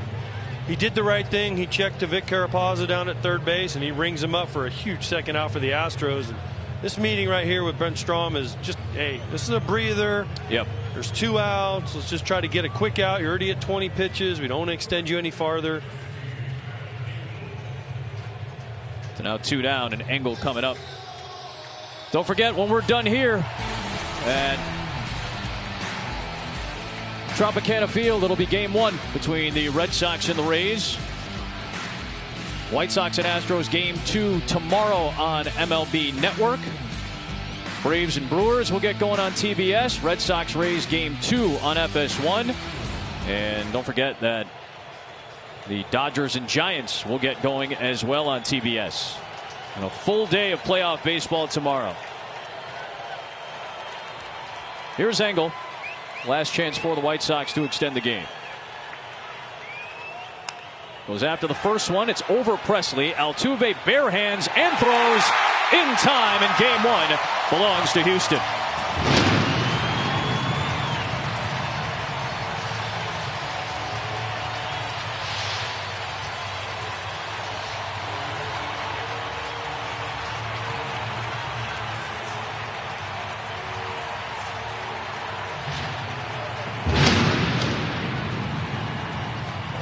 Altuve played a key role in the start offensively for Houston. Makes a slick play to close game 1 to get the speedy Engel.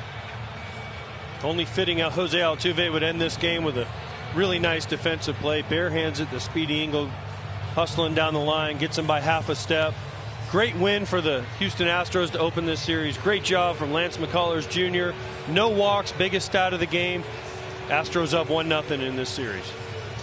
White Sox made it tough on Houston's bullpen down the late innings in game 1. We'll see how that plays out in game 2, if at all. Game 2 will take place tomorrow afternoon from Houston. These are the probables. Framber Valdez, a left-hander. White Sox hit left-handed pitching very well this season and saw Valdez a couple of times. Lucas Giolito will get the ball in game 2. You knew it was going to be Lynn, Giolito in some order to open up this series in Houston.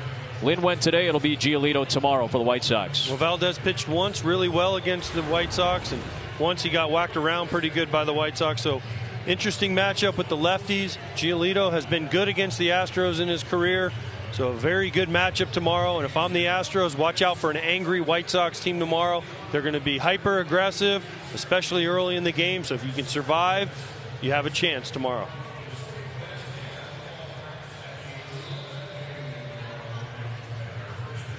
A 6-1 Astros victory in the opener of this series. We'll have plenty more coming up from our guys in studio back in Houston. They'll connect with us and we'll get a chance to wrap things up further. But a 6-1 Houston Astros victory for AJ and Tom. We'll have more coming up. Adam sending you to LA for more coverage.